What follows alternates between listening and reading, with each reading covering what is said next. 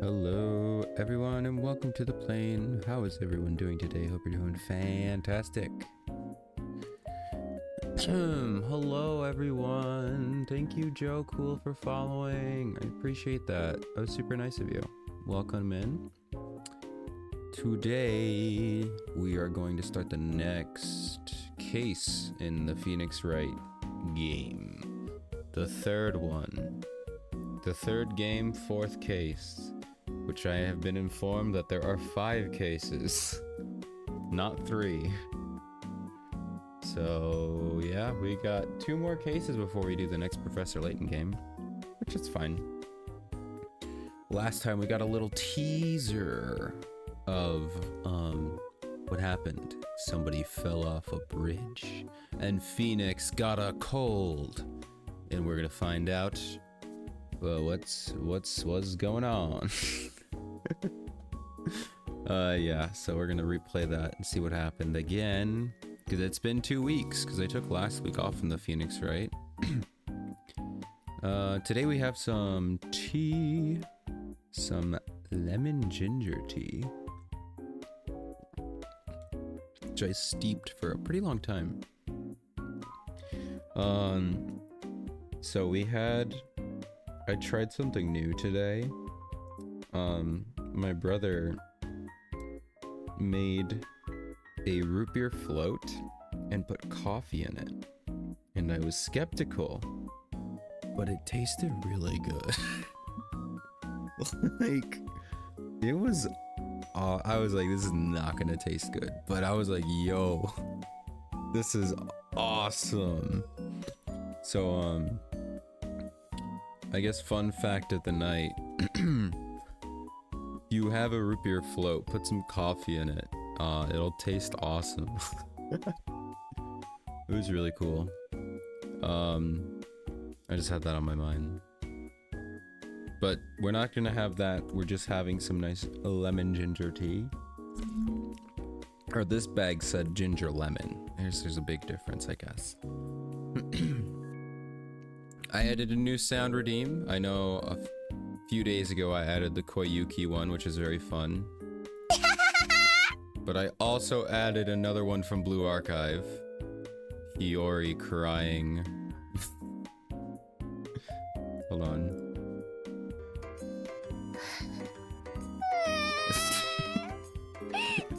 You can listen to her cry. If you're wondering who Hiyori is, it's fine. She's from Blue Archive. Don't worry why she's crying. We don't ask questions.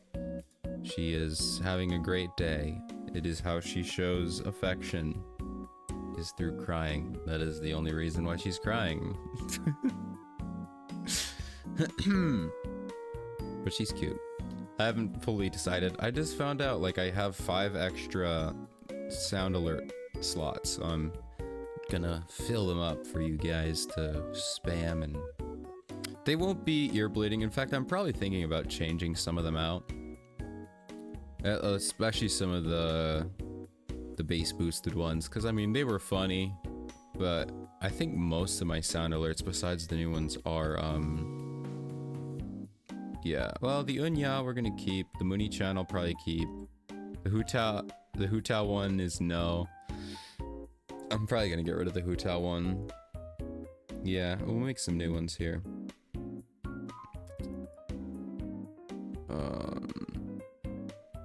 Oh, dude, why is this thing all messed up here? Can I, like, make it smaller? Okay, there we go. Anyway, so I guess we have any ideas. I want to do some more Blue Archive ones, because I'm not sold on the Hiyori one, but it's funny. Anyway, if you have any more fun ideas for sound alerts, let me know. Or just any other redeems in general. I'm always down to add new ones.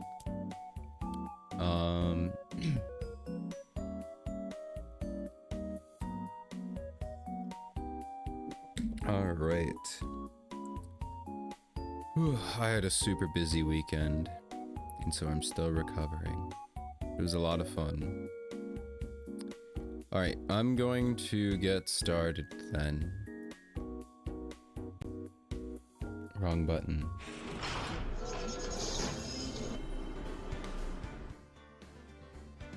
Turn that down, turn that up. Ta. Okay, I think we're all set here. Good morning, controller. Please wake up. Continue. Ta. All right, episode 4, Turnabout Beginnings. What is up with the word turnabout? Why do they keep saying it? I know it's in the title, but does it have lore purpose? Does it mean to turn your life around? I'm gonna look that up. Let's look about turnabout. It means a sudden change or reveal. Okay, so it means exactly what I think it means. You just turn around, or a big change. Is the big change that Edgeworth is gonna be my boyfriend? The girl. Let her go!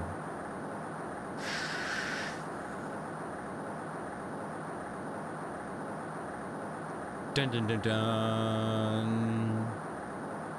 Shut up! Come closer and I'll kill her!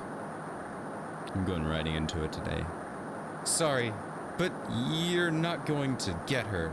Well, I can't read. Get the chance. Bang. Poop. Somebody fell that day. And I was gaming on my Asus MSI. That's not even the... I don't think that's a thing. Anyway. Oh, it was my first case, a longtime mentor, Mia Fey. Fugitive data. Picture. Memory, Terry Falls. Or name, Terry Falls. Charge, kidnapping, murder. Sentence, death penalty. Fugitive movements. After escaping, Falls met with and then murdered Sergeant Valerie Hawthorne. Recaptured on Eagle Mountain about 8 hours after his escape. Her very first client was a death row inmate who had recently broken out of prison. That was a whole year before Mia and I ever met. Wait, this is me. Derp. 6 years later, Mia Fey first trial. Mia lore, let's go. I'm so excited. February 16th, 9:24 a.m. District Court, Defendant Lobby, number 4. Ugh, I'm so nervous. I feel like I'm gonna die. I forgot Mia's voice because she only shows up like once per game. I never should have accepted this case. Ew! That'd be funny. Good morning. Don't be so jumpy, Mia. Oh, she's nervous. I didn't do nothing. I swear, I didn't kill nobody. Is that what I'm doing? Am I just gonna be full on country? Terry Falls. Oh my god, it's a joke.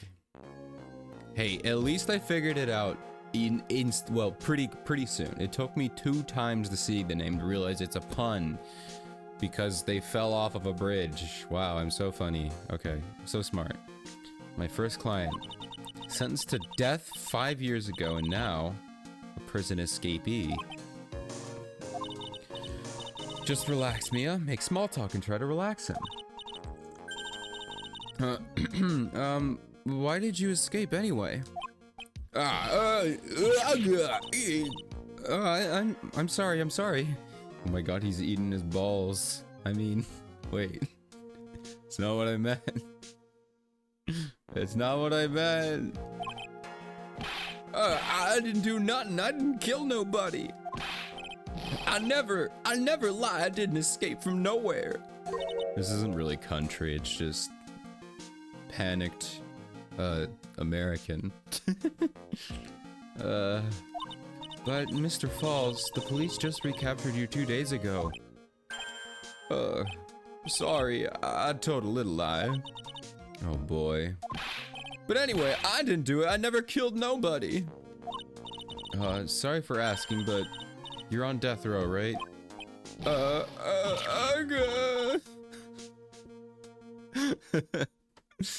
I'm really, really sorry. He sentenced me to die 5 years ago, but I was tricked, I tell you. That woman, she lied in her testimony. That's why I got the death penalty. I swear it, I didn't kill her. I never could do that. 2 days ago, he escaped from the police wagon when it crashed. And about 8 hours later, a policewoman was murdered before the police could recapture him. The police believe that Terry Falls did it. After you escaped, did you meet a policewoman? Yeah, I did. She's the reason I escaped. So that much is true. He did meet with the victim. But I didn't kill her. She was alive when I left. She was alive. It's true. I can trust him, right? I mean, I should. Ha! This is Godot. Oh my god. Oh my god, it's him. He's staring into my soul. Ah, there he is. Oh my goodness. Oh my gosh. He's real. He's real. And he's beautiful. Do I give him the same voice? I think I have to. What if I just change his voice? Like, the eyepiece is actually a voice changer and he really sounds like, "You're not going to figure out the truth just by staring at the guy." That would be, that's what I should do. Why are you here? I came to see I'm gonna turn to the same voice. I came to see how our little kitten was doing all alone in the big scary lion's den. Damn. And he's still sexist. Rip. I thought maybe you'd like someone to play with. Oh god. Oh god. Oh man. Oh god, oh man. Where is Mr. Grossberg? Ha! That old man is probably still in bed. I bet he's clutching an empty bottle and mumbling something in his sleep. It's like you mean like is he like depressed or? Aren't I good enough? After all, it's me, Diego Armando. Oh, I've heard that name before. A hotshot lawyer, my senior and rival. A bit smug. Is this not him? This is totally him. That is definitely him. That's Godot, right? That's him, right? It can't not be. It is him. Don't you lie to me. Don't you change your name. That's you. That's Godot. I refuse to believe elsewhere. I didn't say. So, Diego Armando, the finest attorney at Grossberg Law Offices, is here for me. No. You've got it all wrong. Today, you're the finest. Damn, stop hitting on her. Hit on me instead. What? After all, it took an amazing amount of guts to take this case. Imagine an escaped death row convict for a first client. Yeah, thanks. I sure wish I could get out of it, though. Relax, I just heard some good news. The prosecutor for today is fresh out of his diapers as well. Stop. Really? However, like a certain somebody who I won't mention, he's earned the reputation as a genius since beginning his law career. Genius? Is it Edgeworth? Well, it's about time to head in, kitten. Sharpen those claws of yours. It's go time. So he used to be our friend. Well, Mia's friend. And Mia probably did something, and then she's gonna pass it on to Phoenix. A solitary confinement cell for the condemned must be the world's loneliest place. And that's what my client ran away from. Every other lawyer gave up on him, but not me. When I saw those overflowing eyes, I heard the simple childlike voice. I just had that feeling that he was telling the truth. The good thing about this case is that it takes place in the past. So I don't have to do a stupid Magatama puzzle, and I'm happy about that. Unless Mia has her own Magatama, which would make me very sad. February 16th, 10 a.m. District Court, courtroom number 4. It is Edgeworth, the baby bonk. Oh, this is the old guy. I will just use the same voice. I'm not coming up with a new judge voice. I'm sorry. Court is now in session for the trial of Terry Flaws. The defense is ready, Your Honor. Ah, there he is. Oh, he looks so much. Oh, dude. He looks so smooth. He's such a baby. He really is. Oh my God. The prosecution has, I haven't done his voice in so long. I forgot. It'll give me a couple of lines. Give me a few tries here. The prosecution has been ready for a while, Your Honor. I understand the lawyers for both sides are newcomers. Yes, Your Honor. I'm Mia Fey. Miles Edgeworth, Your Honor. So, you're the new prosecutor everyone is talking about, eh? They say you joined the prosecutor's office at quite an early age. At 20, Your Honor. I guess her little kitten hasn't earned herself much of a reputation yet, huh? Come on, Mia. You can't lose. Not to someone younger than you. So there he is. God. Ooh. He looks so... Man.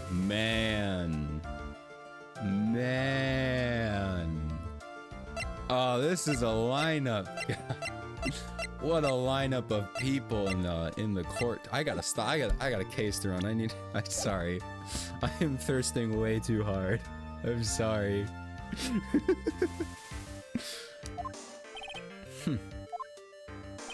Young people running a trial. I'm not sure how I feel about that. Now then, the defendant in this case currently a felon on death row.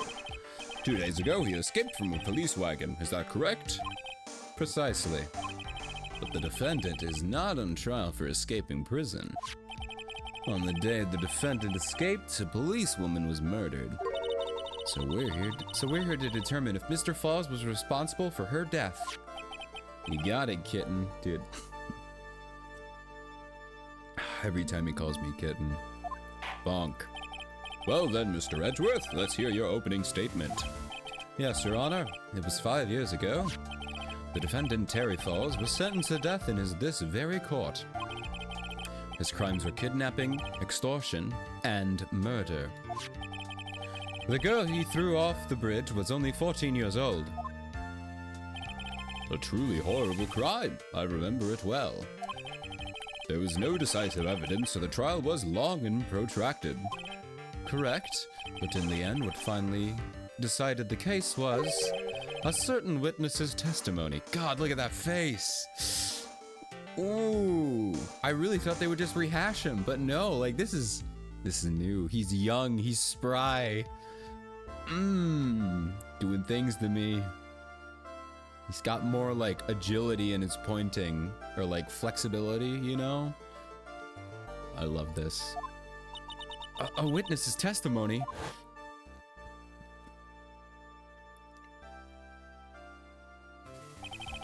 The testimony of the detective, Valerie Hawthorne, the person who confronted this criminal.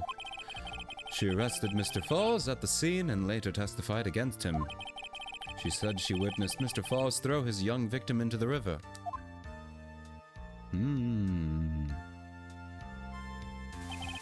For those who are not aware, Eagle River is well known for its powerful current. Most bodies that fall in that are never recovered. So Miss Hawthorne's testimony was the one that put him away. Excuse me. That policewoman you just mentioned, that wouldn't be... Exactly. The victim, the same woman who was killed 2 days ago. Police Sergeant Valerie Hawthorne. Aha! I see. The man who was sentenced to death based on her testimony escaped 2 days ago, with only one thing on his mind, to take revenge against the woman who convicted him.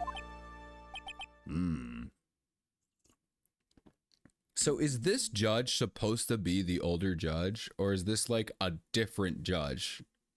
Actually, no, I think this is just a different judge, because there was that one scene when we had to go get look at me from a different courtroom, right? And I think this was, so I think this is just the different judge, if I remember correctly. Aha! The truth is becoming clear to me now. Huh? Yes, yes. Bonk. It's quite obvious that the defendant is guilty. Can I do my job, man? Bro, give me a minute. Wait a minute, that's not right. At least hear the case before you decide on the outcome, Your Honor. Watch yourself, Miss Faye. I'm not sure if I care for your word choice or your tone of voice.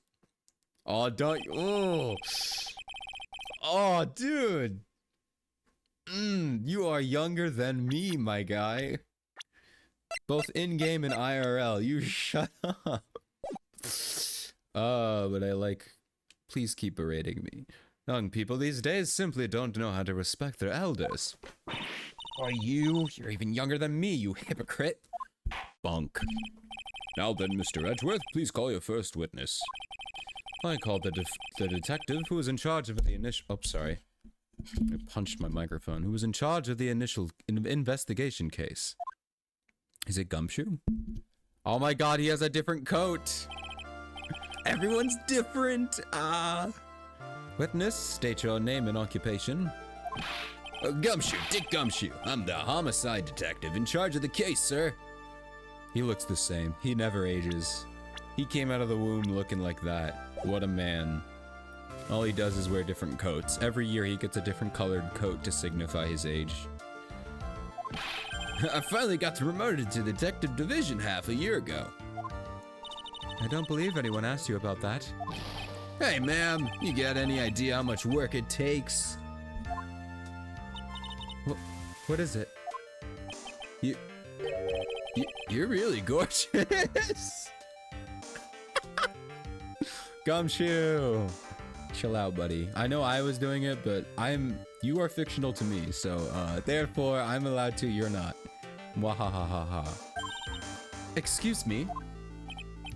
No, seriously, my heart, it's aching for you. Gumshoe, chill out. Calm down. Detective, pull yourself together and try to be professional. Otherwise, I'll write you up on contempt so quickly that something other than your heart will ache. Okay, I got it. Bonk. Now, detective, tell us about the incident. Yes, sir, right away. The victim was Sergeant Valerie Hawthorne, a veteran of the police force. She was stabbed in the back with a knife and died from excessive blood loss. That much is already stated in the autopsy report. The court would like to hear more details about the incident itself. Yes, sir, I gotcha. Okay, let's take a look at the aerial map of the area here.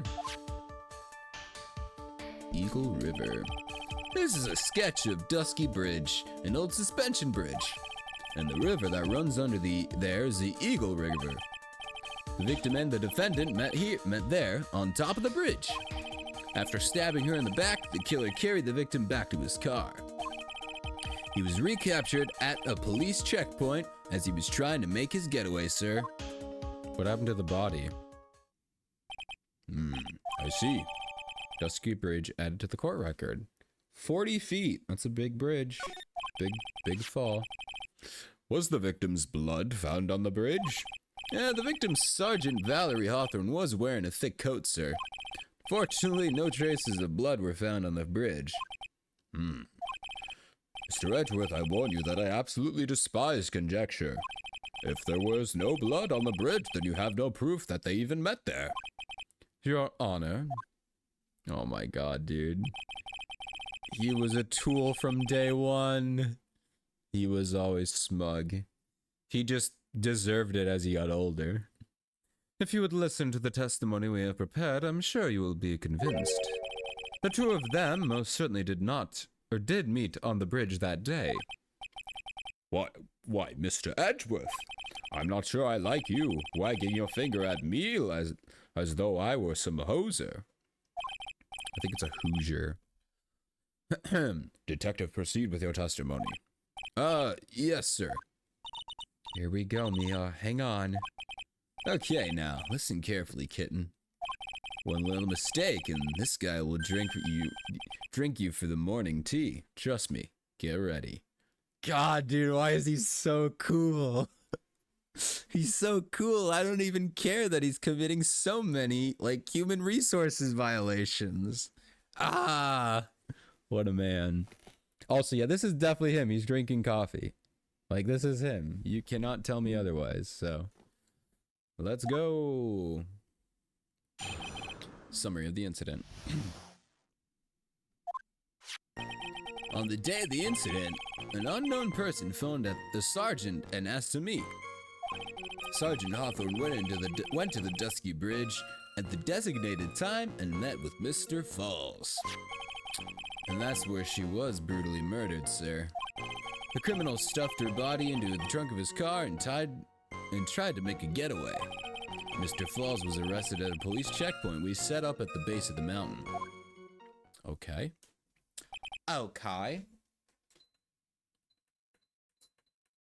I guess we'll do this. Hold on a minute. I need to fix my space heater. Okay. Well, you certainly have established the importance of the bridge. Naturally. Bonk. Now, would the defense please hurry up and proceed with the cross-examination? Yes, Your Honor. Cross-examination, coming right up. Hey, settle down there, kitten. If you keep trembling like that, you're gonna make me spill my coffee. I'm not trembling. It's just cold in here. Courtroom can be a cold battlefield, all right, especially for a beginner. I don't need you to worry about me. I mean the defendant, the witness. Everyone's a beginner here.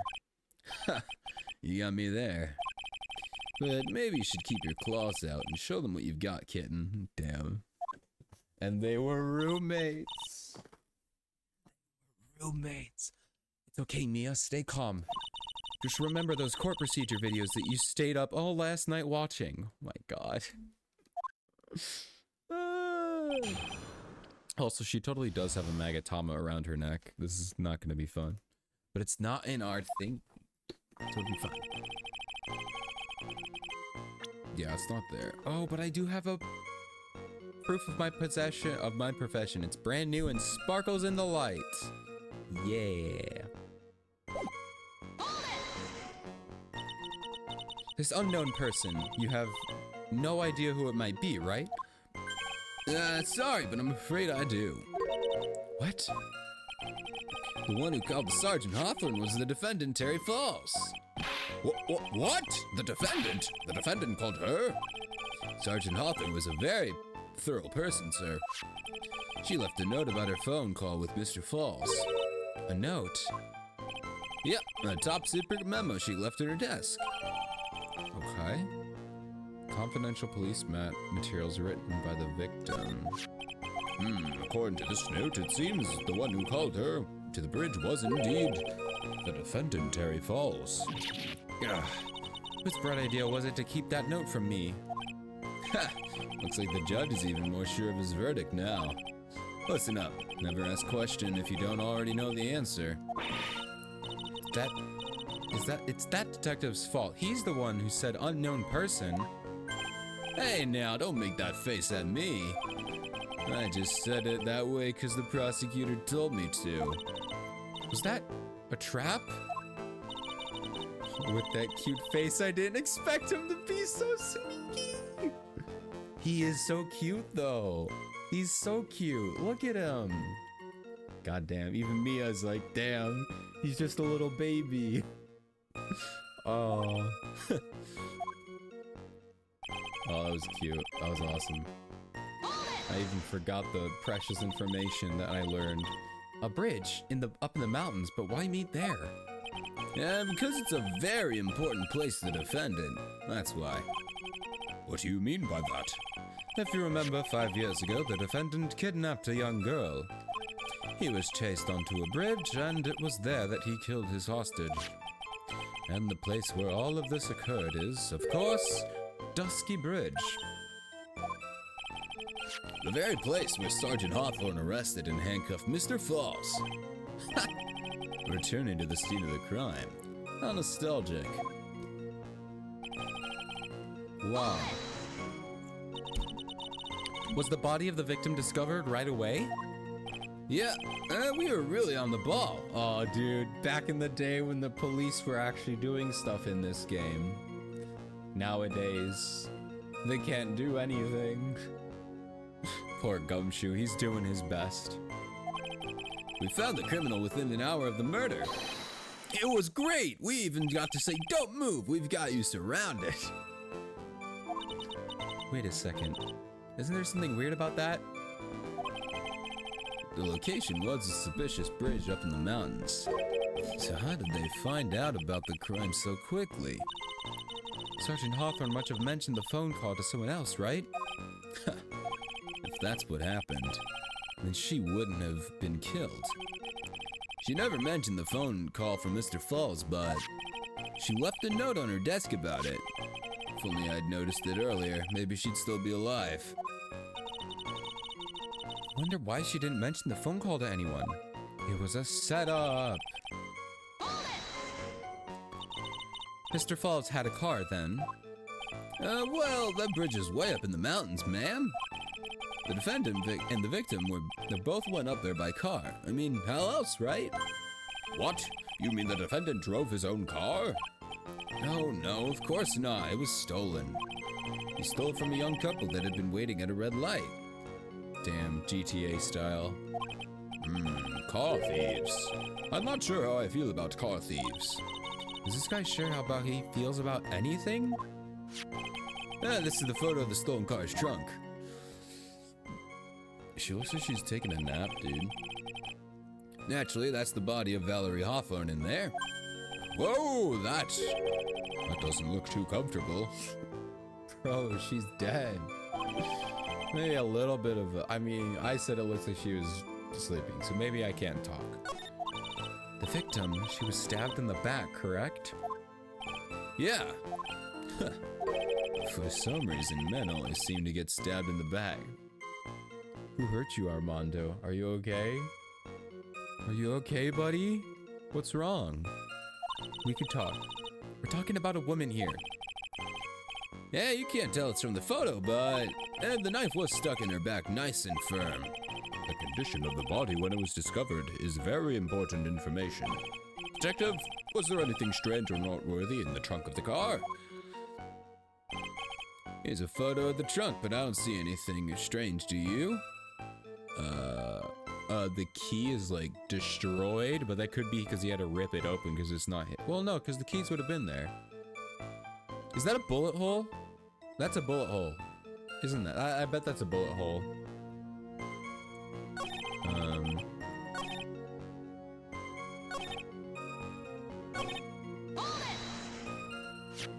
What did the defendant have to say about this photo? What he always says, ma'am. I didn't do it. I didn't do nothing. That's all he says. Nothing? I wouldn't say he did nothing. At very least, he stole a car. It's just what he always says, Your Honor. And then he always says, sorry, I told a little lie. Or something like that. Well, in any case, it seems he was caught and arrested. Precisely. Arrested, blah, blah, blah. That certainly is some impressive police work. Well, no, actually it was way too close for comfort. We set up a checkpoint just after 5 p.m. We figured Mr. Falls might try to run. What do you mean it was too close for comfort? The two of them arranged to meet at 4:30. And it takes approximately 30 minutes to go from the bridge to this checkpoint. That was kind of close. Any later, Mr. Falls could have slipped right by. Listen up, kitten. There's a big trap waiting for you in that testimony. A trap? Walk into it carelessly, and it'll leave more than just a flesh wound. Fun, huh? No, it's not. Well, if you want to have any chance at all, you better get some more information. And if you're gonna get caught in a trap, it's best to get caught early. You can always look for the contradictions afterwards. The ever-famous contradictions. I sure hope I can find some of those.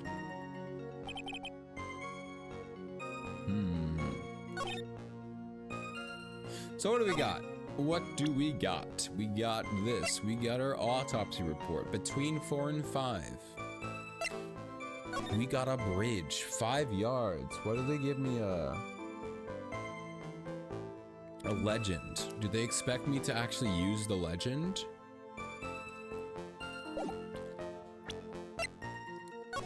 Alright, I think I'll look at it.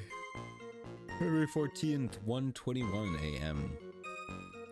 4:30 at that bridge. Wear a white scarf for the identification. Talk to Dahlia. Tell her this time the whole truth must come out. Dahlia. Interesting. And then there's a car. Yeah, there's something weird about the whole, like the top of the trunk there. The latch.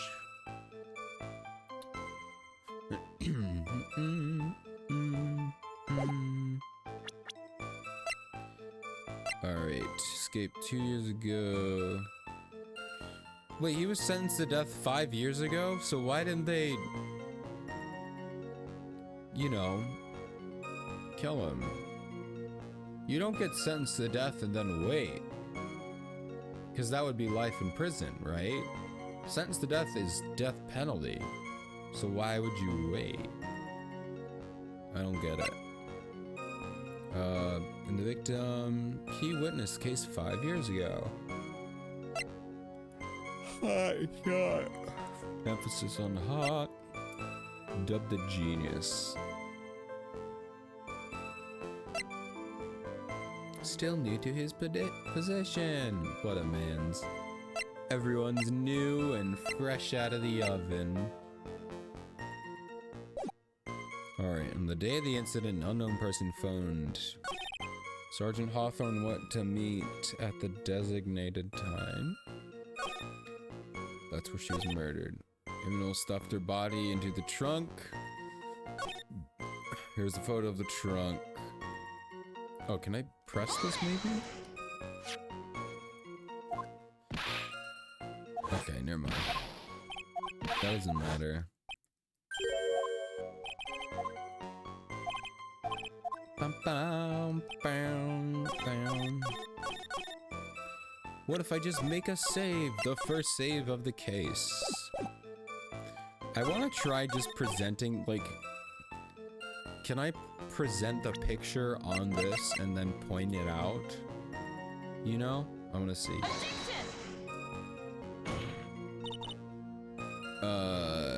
Nope.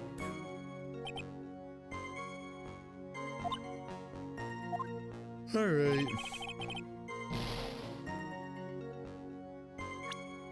I just wanted to see, because I feel like I'm definitely gonna have to point out something on that picture, but we'll find something else then.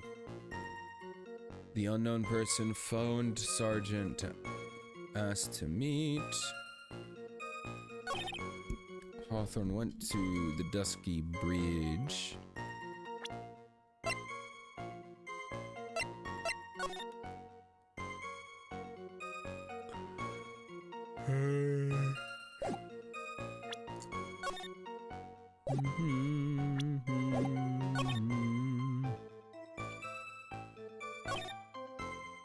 Stuffed her body into his trunk and tried to make a getaway.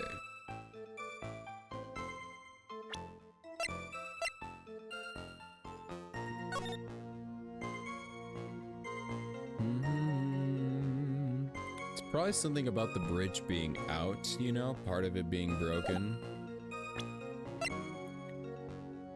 Stabbed the night, died from blood loss.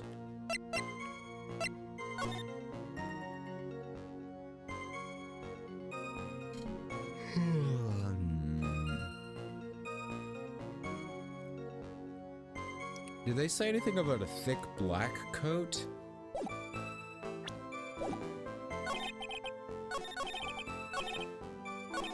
I want to see here.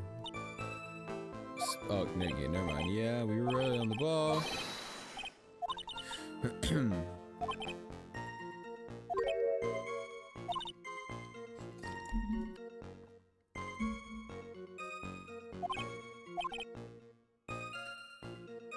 She wouldn't have been killed.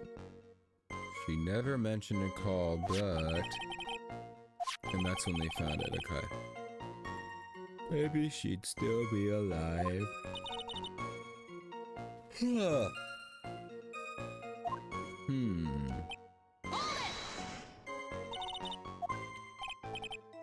That bridge is way at the mountains. The defendant went up both. Wait, where's her car? The victim and the defendant. Yeah, so where's her car?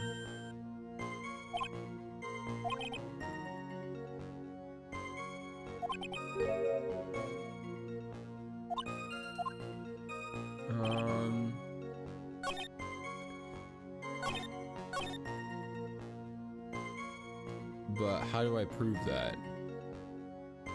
How, is that what I need to do? Because, like, where would her car be?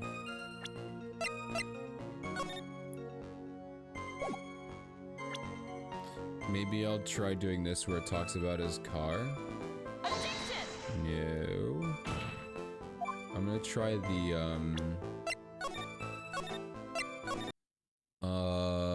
other picture. The picture of the car. No.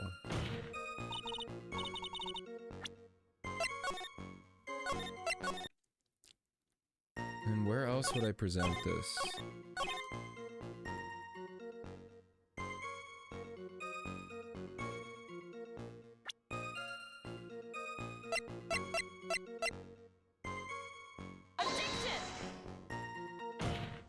No? Is it not the fact that there's only one car there? It's like, that's a pretty big deal to me.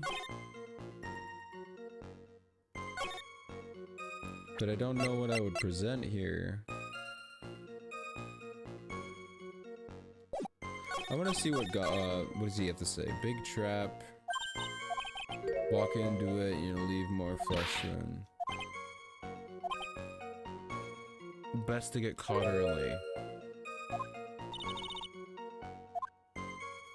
So okay, so it's the one where I got this one right here. This is an unknown person, you have no idea who it might be. Sorry, but I'm afraid I do. Yep. The defendant called her. Okay.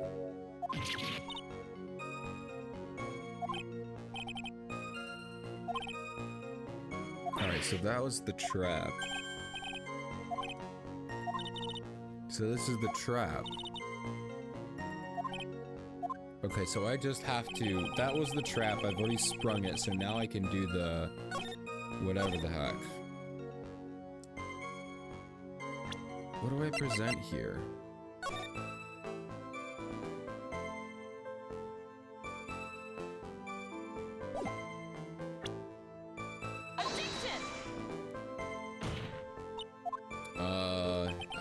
I'm confused here. I'm pretty sure it's the car thing, but I don't know how to present it.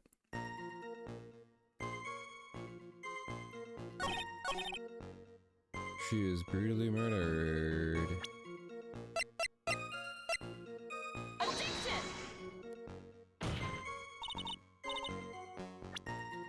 I got nothing here. This is a weird one. This is annoying because there's literally nothing to present. So it should be pretty easy to figure it out. But I also don't know what they want me to do. Do they want me to spring a trap or find a contradiction here?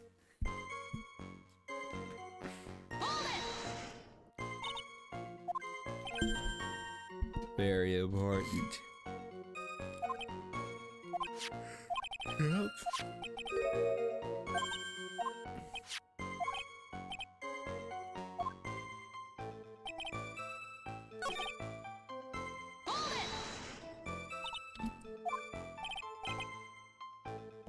Okay. The defendant and the victim both went up there by car. How else, right? Drove his own car. It was stolen. Stole from a young couple waiting at a red light. Yeah, they're just making like a joke out of it. So maybe it's not the car thing.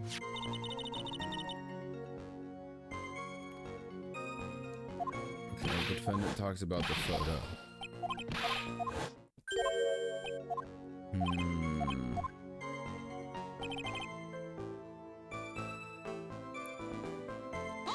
I'm gonna check this one here.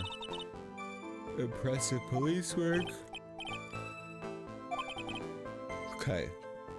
Set up the checkpoint just after 5 p.m. And she died around 5 or 4th. Around 5.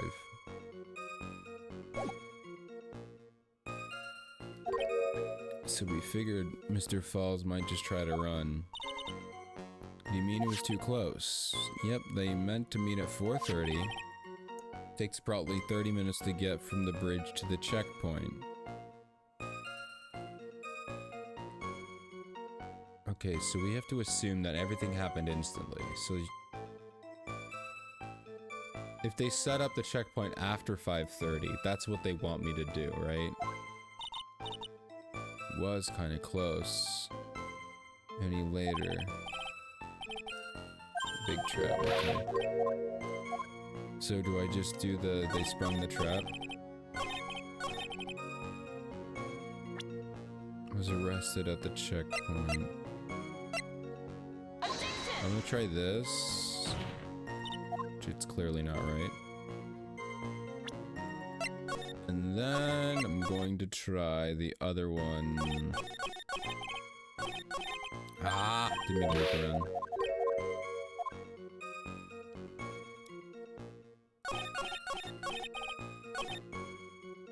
I want to try presenting this. No, that's not a problem. Okay. That's fine, I guess.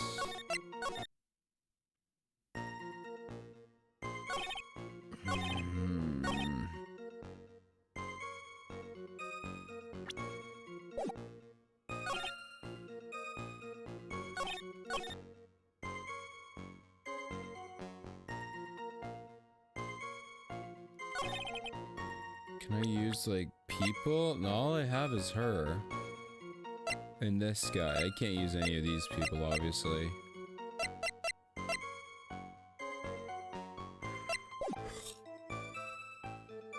I got nothing. I have no idea where I should go from here.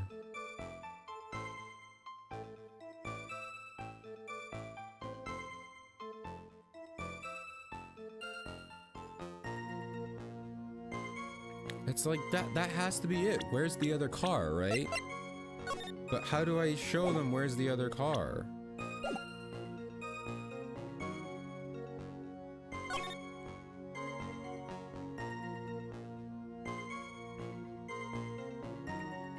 Also, what's this stupid line of, well, I don't see anything different, what do you? That's very dumb. I don't like that. I didn't mean to do that.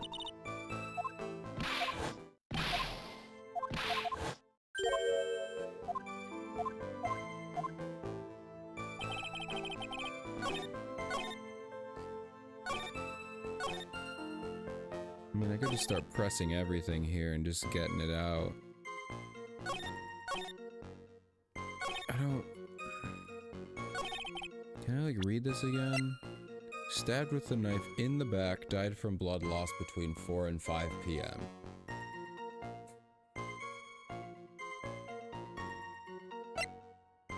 Elevated 40 feet above the river. Confidential police materials written by the victim. Photo of Falls' car.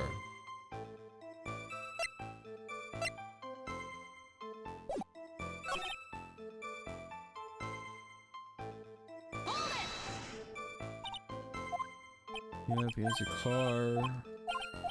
It's like he's not adding anything either. Like, I have to stick with all this. Like, can I not just... Can I present the picture on the picture? No, I can't.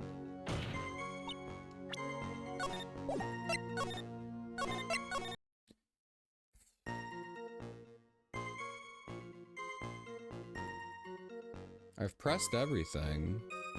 So I know I'm not missing a loop.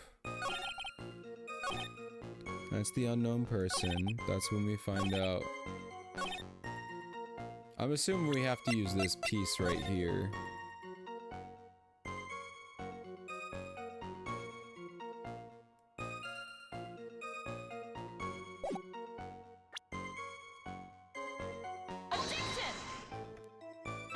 I'm just gonna guess. I'm just gonna guess. I'm sorry, I can't figure this one out.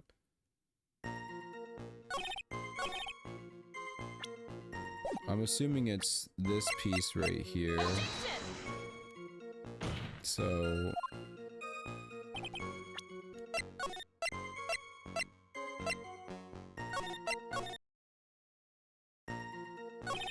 Two, three... I didn't mean to do that one, but okay.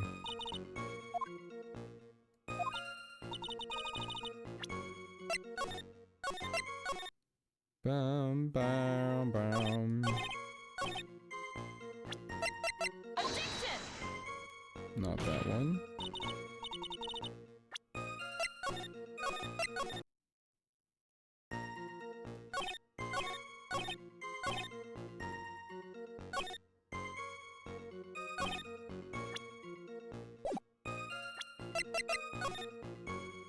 Whoops. Okay, it's this one apparently. Alright, let's see how it was. Witness.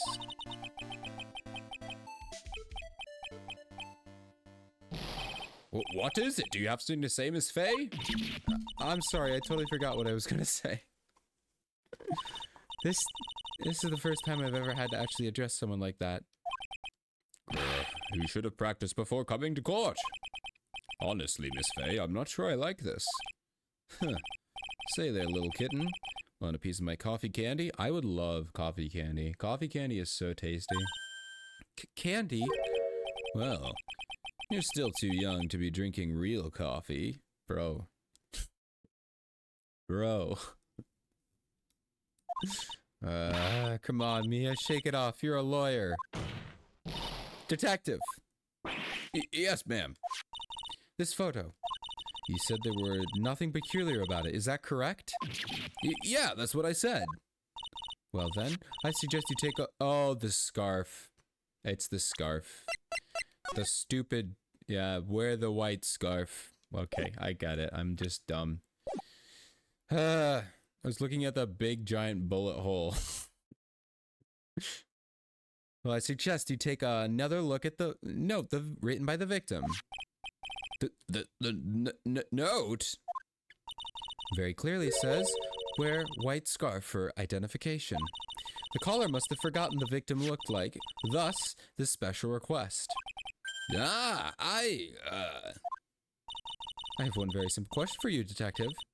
Where is this white scarf? I can't seem to find it in this photo. Well, to be honest, we didn't find it in the trunk, ma'am. And you stopped there? You should have looked for it. Bonk. The caller told her to wear it to identify herself, so I'd expect that she did just that. Mr. Edgeworth, what do you have to say about this? Ahem, long sigh.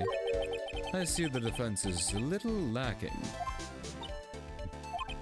The scarf you are searching so desperately for is this one. Is it this one perchance? Ah! Where did you find that, sir? On Dusky Bridge, I was there first then decided to conduct my own investigation.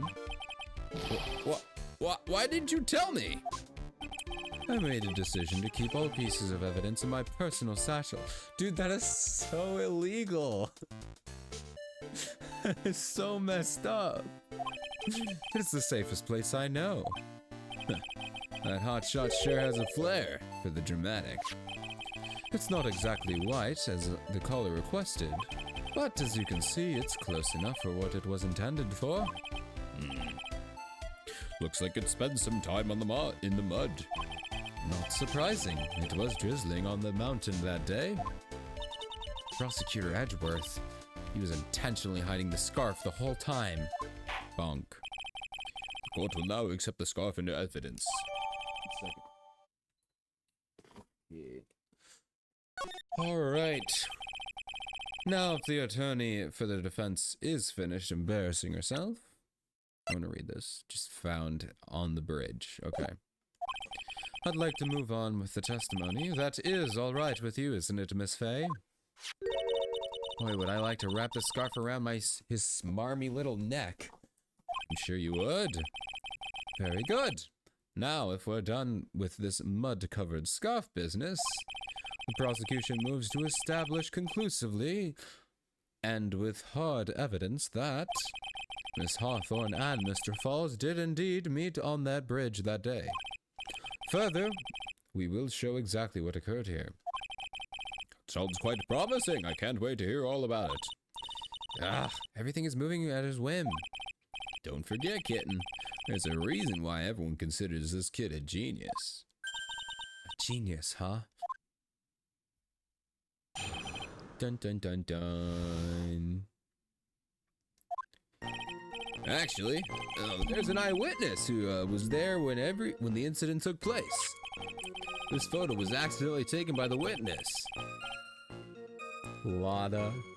It's Lotta. Is she back again? The Queen Lotta Hearts, my favorite character. Lotta Hearts. I'm so happy to see her. This photo was accidentally taken by the witness. It shows the Vic wearing the scarf, sir. It was drizzling that day, unfortunately, and a little hard to see what's going on. Anyway, the criminal shoved the victim down from behind and stabbed her in the back. That must have been that must have been when the scarf fell off. Button. There we go. Looks like, looking at this photo,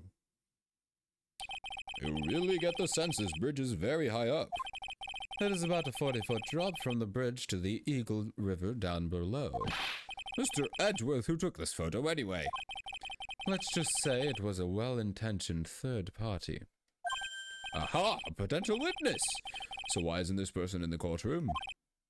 Well, they said they absolutely did not want to testify. This person in question is very delicate, Your Honor. Besides, as long as we have this photo, we see no reason to compel them to testify. I'm not sure how I feel about that. Alright, well then, do something about it. You're the judge, man. Don't just say, well, I guess. Bruh. So as you can see, Terry Falls had both the motive and the opportunity. I think it's quite clear at this point what happened on that bridge. Aha! The truth is becoming clear to me now. Huh? Bonk. Yes, it's quite obvious. He's clearly guilty. Not again. That's not fair. I haven't even done my cross-examination yet. What do you mean, Events on Dusky Bridge. Actually, there's an eyewitness. Okay.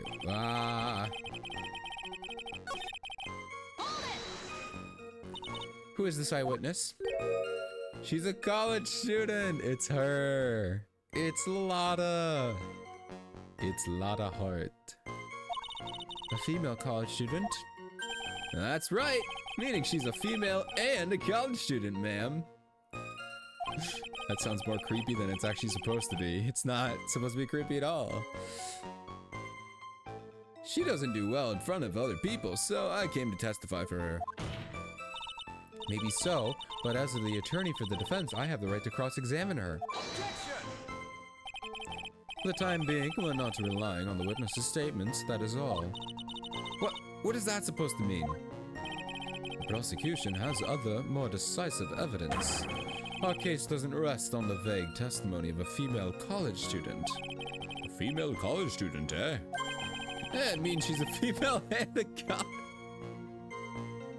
He said it again. If you absolutely must hear her testimony yourself, you'll have to give us a good reason why. Please tell us about the more decisive evidence question. The victim is wearing the scarf in the photo, all right. So about the witness who took this photo. What was this person doing all the way in the mountains?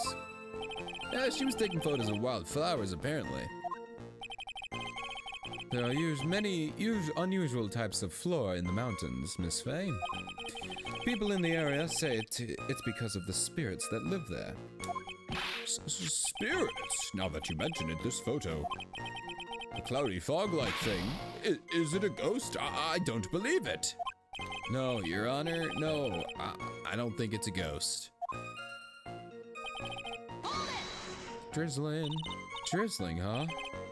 That's right. There was a light rain coming down. The whole place was dreary. But not as dreary as the mood that's in this court. Hilarious. We're gonna let you stare. Get stared at.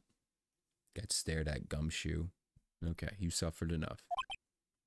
Alright, now Edgeworth gets to stare at you. Okay. Judge, you don't get a stare. Looks like a cold front just moved in. Hilarious. In any case, the point is that the area was quite damp. There was even some fog. Yeah, I even slipped and fell while I was on the bridge. It was really something. That's not good. I don't want you getting hurt. Is that part of the witness's testimony as well? Of course it is.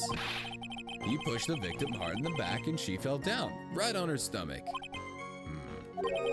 I remember that happening once myself. I was really brutal.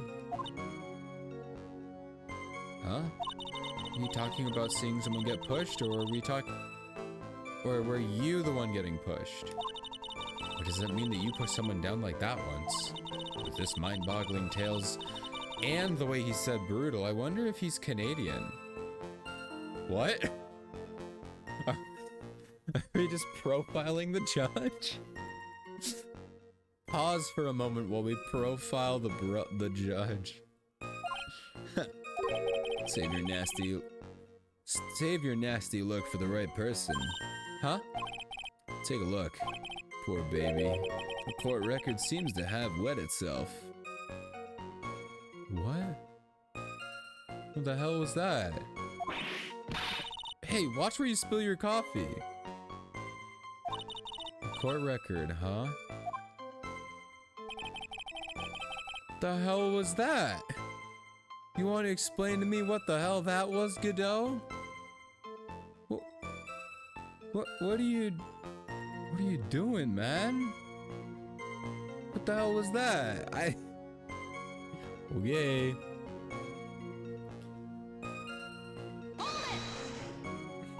So in other words, there was a struggle between the criminal and the victim, huh?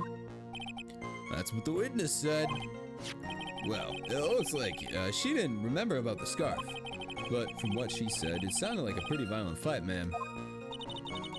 The area was wet from rain. The bridge was probably wet too. Which would explain why the scarf was covered in the mud, but there's something about this testimony that's still bothering me. Talking about a surprise. I had no idea there was a photo. So what do I do? You really still believe him? Mr. Crybaby, I mean. Of course I do. So the little kitten believes in fairy tales, huh? In that case, the answer is obvious. If what you believe is the truth, and that means somewhere hidden in that testimony is a contradiction. One huge contradiction waiting to be discovered. That's your chance. God, he's so cool. I think it's this one, and then we give them the photo where it's like, hey, they're facing the same direction. Objection! How is it not this? Dude, how is it not this? I also didn't save. Poop. We'll be fine. I'll just spam through this one. We'll take a hit. It's fine. Couldn't you let it slide? Wait. The criminal shoved the victim down from behind and stabbed her in the back. They were facing each other. Right? So I would show them This pic. Why is it not that? Why is it not that one? Must have been where the scarf fell off. Okay, spam through all that. Let me look at the rest, I guess. There's an eyewitness. The Vic wearing the scarf.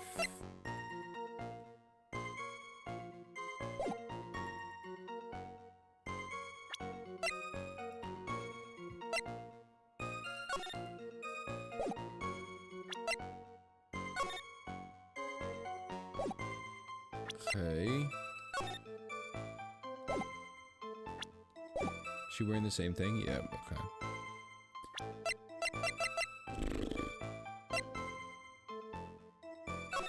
It's just the same picture, okay. Mansa's in his bare feet, by the way. Rip. It was drizzling, it was hard to see what was going on. The right? Criminal shoved the victim down from behind and stabbed her in the back. Based on this picture, that's just not true. They were facing each other. And there's no way either of them could get past each other. So, but apparently that's not it. Must have been when the scarf fell off. It was drizzling. Okay, maybe it's a drizzling thing, because they did talk about the drizzling.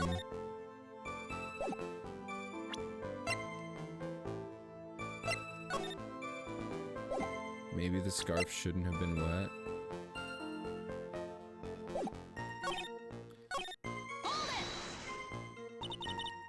This is eyewitness, the college student. And we should cross. Okay.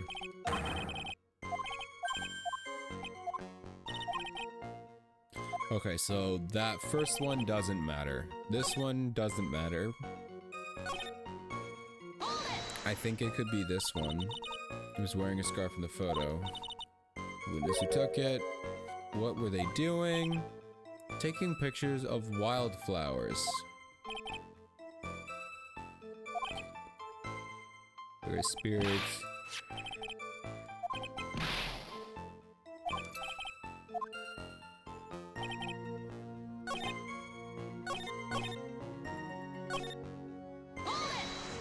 It was drizzling. Okay, he makes a joke.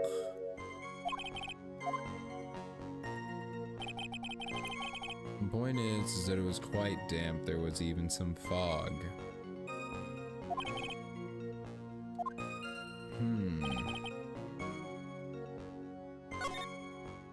Is this where we put this? That it should be wet? Nope.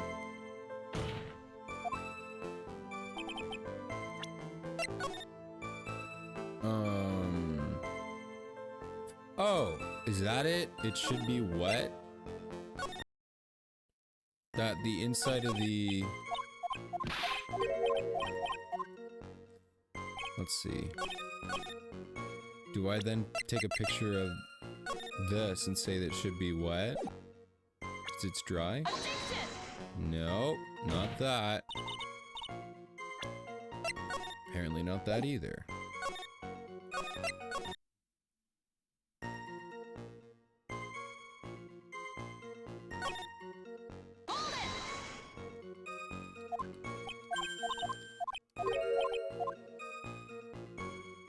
Okay, it was quite damp. There was fog.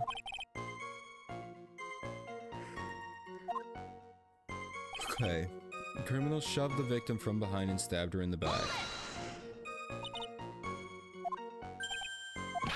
He pushed the victim hard in the back and she fell down right on her stomach. He's talking about how he was a brutal.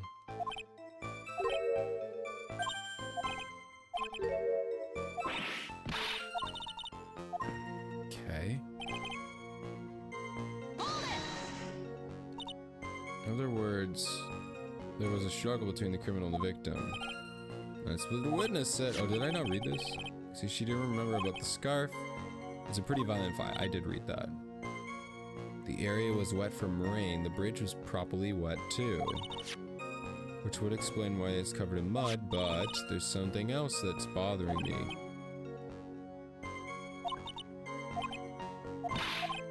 Is it the last one then? Do I show this now?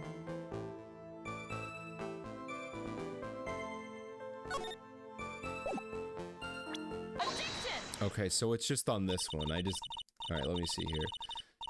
So, at the time of the crime, there was a light drizzle coming down, correct? Yeah, and fog too. Just generally soggy atmosphere. Okay, so it is that she's completely dry. Great. Well, I have evidence that doesn't go with the soggy atmosphere. But this is a photo of the victim's body was found in the car trunk. Considering the conditions at the scene of the crime, something isn't right. Bonk. Well, by all means, please enlighten us as to what isn't right. What about this photo of the trunk doesn't fit the conditions? Is it just her? I'm gonna guess just her. The answer's right here. The victim's coat? As far as I can see, there's nothing strange about it. That's exactly what's strange. Recall the testimony what were the conditions on the bridge that day? It was drizzling and foggy. Dusky bridge was all wet. If the victim really had fallen down on her stomach on top of the bridge, the front of her coat should have been covered in mud. That's exactly right. The other day I fell on a muddy street and my gorgeous playoff beard was befouled. I do admit that the crime scene was quite wet that day.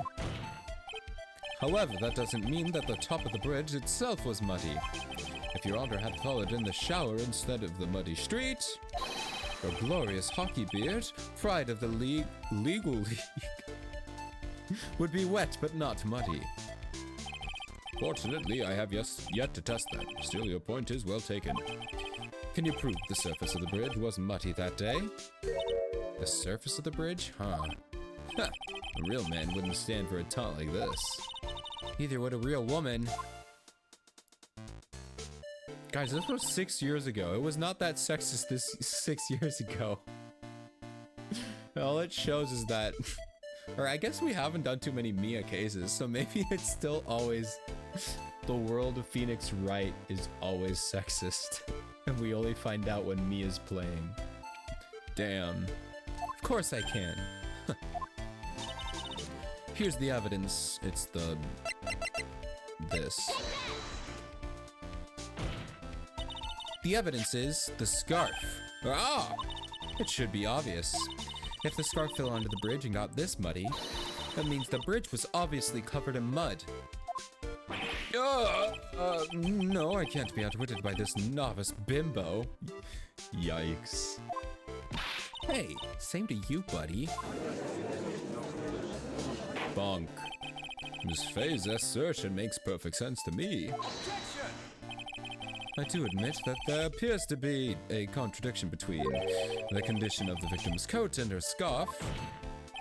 However, the real question is, why is there a contradiction? Huh? For every contradiction, there exists an explanation. Let's look at this explanation in this case. Maybe. Shall we? Alright. It's not like he's really giving me a choice here. Ha! You're doing pretty well for a little kitten. Mr. Armando. No matter what he says, the contradiction is always comes down to a lie. It's either the victim discovered in the trunk, the witness's photo showing the defendant and the victim, or the witness's testimony that stated she saw the moment of the murder. Just relax and think it over. It's pretty simple, isn't it? The false evidence. It's one of those three. Bonk. What you said just now, I'm not sure I like that. That wasn't me, Your Honor. It was the coffee aficionado over here. That said it. The court is not in the habit of accepting false evidence, you know. Blame it on him, Your Honor. He's the one trying to slip false evidence into court. Oh, dude, he's getting called out day one. But we won't let him. We'll expose his evidence as a flimsy scam it really is. Yes. The false evidence in the case is the... God, I have no idea. I don't know. But I can make a save, so it doesn't matter. I guess it would be the witness's testimony. It couldn't be the photo. He would not, like... Edgeworth will fake evidence. I don't think he would stage him. Like, cause if he faked the photo, that would mean he was in on the murder. I don't think he did that. So I think he faked the witness's testimony. It's a no-brainer, obviously. The witness, that's suspicious. Yeah, because he won't tell us about this. Yeah, so he something about the witness is it. During his earlier testimony, the detective pointed out a crucial fact. The criminal shoved the victim down from behind and stabbed her in the back. Okay, so that's where we get it. Now, is that testimony exactly what the witness claims to have seen? Yeah, that's what the witness told us. Finally, what I figured out an hour ago comes into play. It wasn't an hour ago. That testimony is filled with holes. After all, the victim's coat isn't dirty at all. That's true. Huh. It's not true. It's not just true. It's the truth. If there was truly a decisive witness in this case, I'm certain that boy Wonder over there could have called them in the first place. Your Honor, the defense requests to cross-examine the eyewitness. The testimony presented so far is not only vague, but contradictory as well. Bonk, bonk, bonk. Well, Mr. Edgeworth, it appears that we'll need to hear from your mystery witness after all. You should brace yourself for the brutal truth. Your Honor, the prosecution has no intention of hiding the witness from the court. We prepare to present our witness at any time. Very well. Please bring forth your witness at this time. Is it Lotta? It's Lotta. What Mr. Edgeworth said kind of worries me. What does he mean by the brutal truth? Women can't go to college. That's the truth. I'm sure that they're gonna spout it into some crazy stuff. Now let's proceed with the testimony. Mr. Edgeworth, please go right ahead. Thank you, Your Honor. The prosecution summons the woman who saw the events of that day with her very own eyes. This is it, Mia. The battle begins here. Who is it? Witness? What is your name and occupation? Oh! Oh, this is way worse. This is way worse. I forgot about her. I knew she said she was coming back. Oh, I forgot about her. Oh no, dude. Oh boy, oh boy, oh boy. Welcome back, ma'am. Yeah. Everyone's so silent that I can hear their hearts going pitter-patter. Oh. When I look at you, how can I put it? You look as...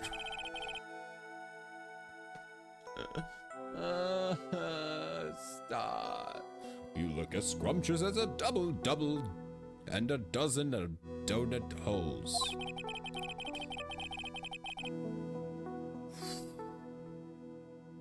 I don't like this. I feel like I want to hurry up and hand down a verdict just to have a bite. Hey, not so fast. Plus, Mia is way better looking. Just saying, Mia is 10 times better. Instantly. As I said before, this witness is very sensitive and delicate. Oh yeah, she is, yup. I would ask the court please exercise care when addressing her. Yes, indeed. Thank you, Mr. Edgeworth. You are a true gentleman. Edgeworth, I hope you didn't fall for it. Miss Faye, you could learn a lot from this man. He's such a gentleman. He sure doesn't act like one to me. Sir? Yes, my dear. This is my first time, so I'm sure I'll make a lot of mistakes. Why did they have to bring you back? Anyway, I just wanted to say I'm sorry for all the trouble I might cause. No trouble at all. It's no trouble at all. Now then, maybe we please have your name and occupation. My name is, Melissa Foster. That's not your name. That's not your name at all. It's not the name I remember. Very interesting.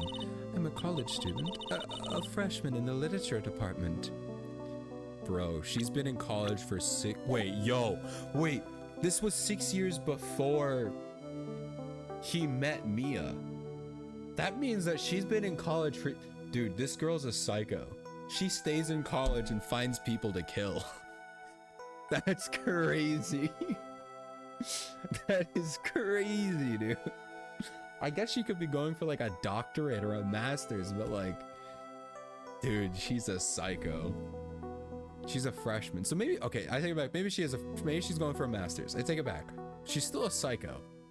But she could be, if she's freshman this year, 6 years later, she could be masters, like last year, senior, you know?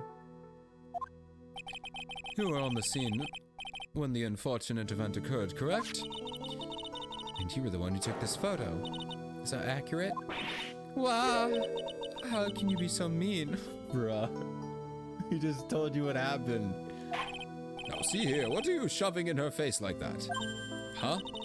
It's just the photograph. It's not like something dangerous. Next time I'll be forced to penalize you. I don't like I don't like the turn this has taken. Oh, you monster. Is she staring at me? And you would be... Huh? I'm the defense attorney. My name's Mia Faye. I see. So you are... Bunk. She's connected to the DL? No way. She knows the Faye clan. Dude, is she like the main psycho from the entire series? Please tell me she's the super villain behind everything. Now then, young lady, could you please give us a testimony? Yes, Your Honor. I'll do my best. The witness's photograph. I was using my camera to take some pictures of wild flowers. Then I noticed there were two people standing up on the suspension bridge. Suddenly they just started fighting. That's when I hurried and took the photo that shows the crucial moment. Right after that, I called the police. By the way, where... Oh my god, where were you standing when the incident occurred? I believe the map would be of help here. Alright. I was standing right here. Okay. I was standing in a beautiful field surrounded by tall cliffs. So you took the photo from the location, eh? I thought of the camera I was using at the time, just like Mr. Edgeworth asked me to. Oh, I brought it. I thought she was just saying, yeah, Mr. Edgeworth told me to take the picture. I was like, oops. Oh, what a cute camera. Just like its owner.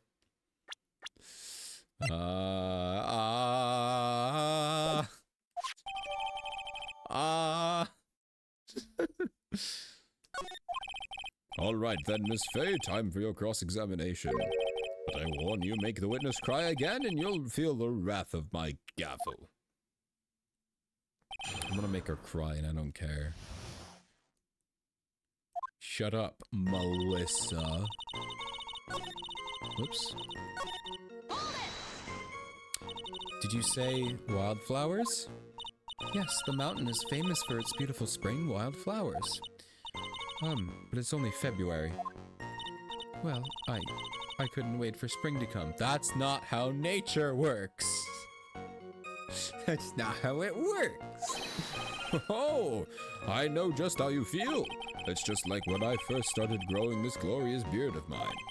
I just couldn't wait, so I wore a dyed blonde Santa beard until mine grew in properly. Oh, that's gross. Would you mind if we got back to the facts of the case, Your Honor? Was there anything strange about the two of them? I'm a bad girl. I know I am. It looks like they were having a really serious conversation up there. So I decided to watch them, like some kind of peeping Tom. No, not at all. Everyone is like that. I love watching other people fight too. In fact, I can't get enough of it. That's why it's your profession. Actually, that's why I took this job in the first place. I was joking. You're not supposed to agree with me. Oh. Too much info, Your Honor. In any case, it's perfectly natural for you to have kept watching them. Especially dressed as they were. Well, anyway, I was watching them very closely. Suddenly they just started fighting. That's when I hurried and took the photo that shows the crucial moment. And, oh, whoops, I skipped way too many lines. There we go. Do you have any idea what they were fighting about?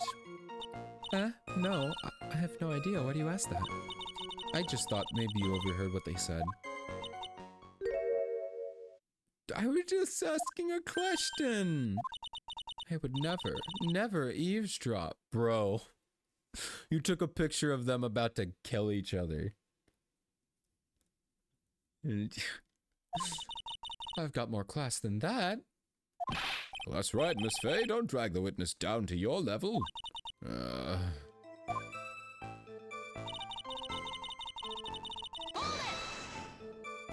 Why did you take that photo? Well, the two of them were really going at it. Ever since I was a girl, I always wanted to be a news reporter. I guess the part of me that just kind of took over. Smells like a lie to me. Yes, I understand completely. Even now, I can't completely abandon my boyhood dreams. I still use my grandson to test out my comedy routines. Please, go to bed. Go to bed, sir. Leave. So he wanted to be a comedian, huh? Now that not that it has any bearing on this. I hope it's plot relevant. All I could do was use my camera. So I took the photo of the crucial moment and gave it to the police. You called the police? Yes, because it looked to me like the murderer was going to try to escape. We were already moving before the call even came in. Thanks to the victim's note, we had already started our operation. That was certainly tough luck for the criminal, eh? If Terry Falls isn't the criminal, then there must be something strange in this girl's testimony. Be careful, kitten. That girl has the judge wrapped around her finger. You're gonna have to, oh my god. You're gonna have a tough time poking holes in her testimony. You're gonna have to come up with something really good, Mia. Oh, that was supposed to be my voice. Okay, save time. Actually, that's our...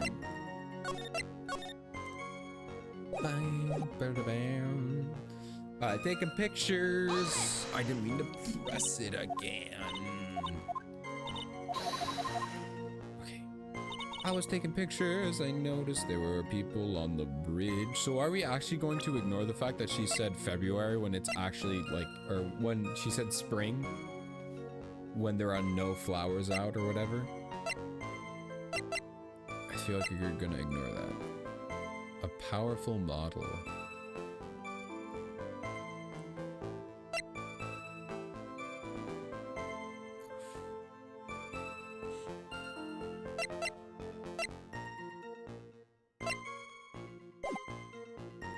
I noticed there are two people on the bridge. They just started fighting. That's when I hurried to take the photo at the crucial moment. This does not look very crucial to me. This looks like two people talking. You know? This doesn't sound like fighting. This sounds like two people well, maybe not calmly, but two people just pretty far apart. Nothing looks crucial. You know, like, we're gonna kill each other.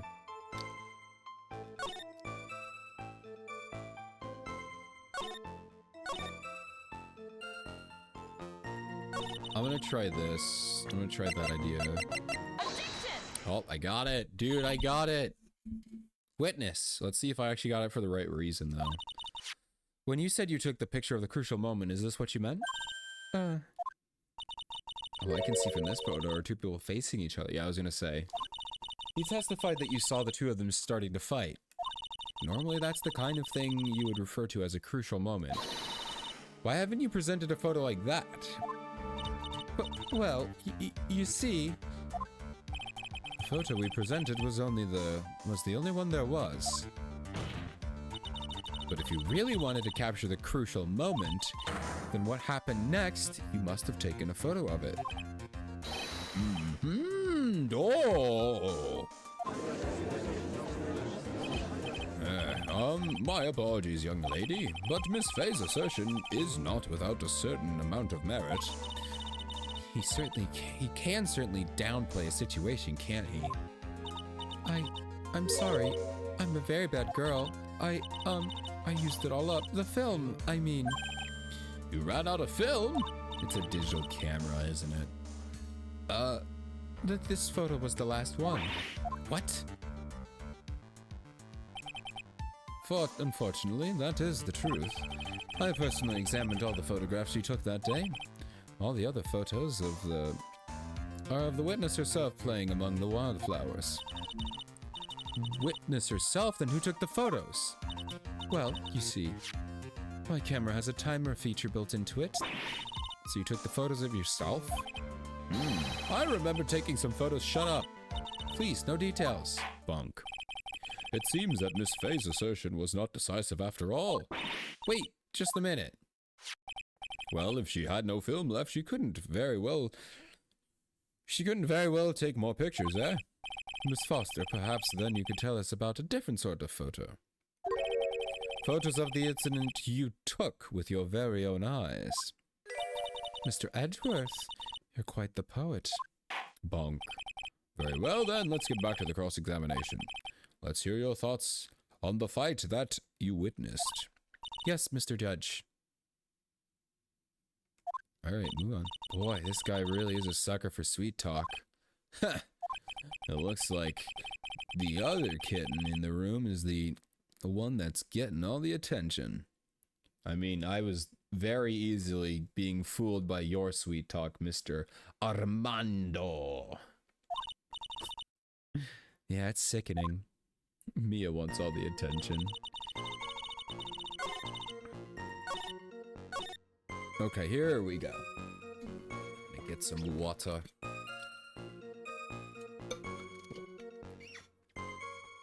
The victim turned around and tried to run away, but he only got about 10 yards before she was stopped. I'm gonna have to use this stupid legend. I have to use the legend, guys. Me moving my hand. I have to use my hand to guess. It's about... The bridge is about 20 yards long, so it's about halfway from that X to the edge is 10 yards. Great. She only got about 10 yards before she was stabbed in the back. Terry Falls isn't the criminal. There must be something strange in that girl's testimony. Be careful, kitten. The girl has the judge around. So that's a short testimony.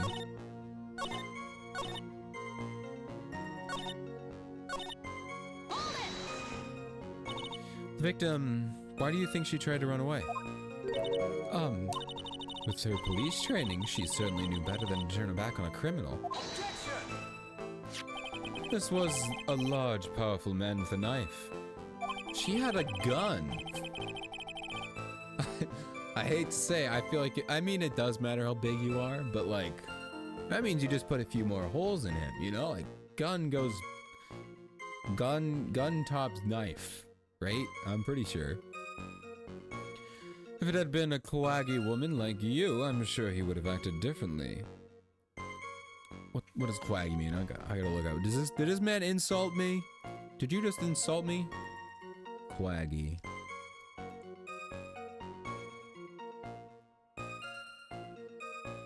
An is related to quagmire. A patch of wetlands that feels soft underfoot. Etymologists are not sure where the first half of the latter word originates. Okay, I don't need the... I need... What does it mean?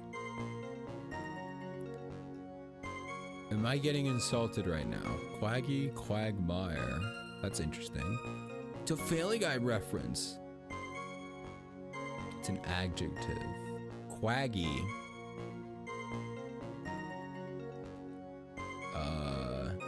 Resembling a quagmire. What is a quagmire? Soft or flabby? A quagmire is just...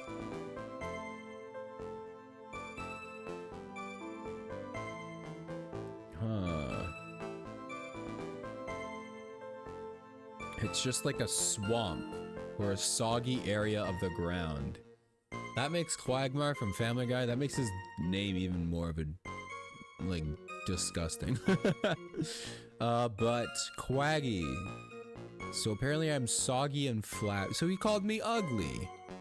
Unless you like your people soggy and flappy, in which case, more power to you. Call him, go get your Quaggy significant other. Don't call them that though. Quaggy? Why you? She knows what it means. I know every word in the dictionary, you idiot. If it hadn't been me, I probably would have jumped into the river. There's still something wrong with his testimony. So you're saying that Sergeant Hawthorne wasn't able to get away from him? Well, it's a narrow bridge, and it was swaying back and forth. If you ask me, both of them were in danger of falling off. I only wish I could have done something to help her. That seems to make sense. I wonder about that. Seems something is kind of off. Ha! Does it now? Got a good sixth sense. When you feel that something's off, that's when you need to figure out why. Terry Falls isn't the criminal. Then there must be something strange about this girl's testimony. Careful, kid. Okay. I'm just gonna show her the map.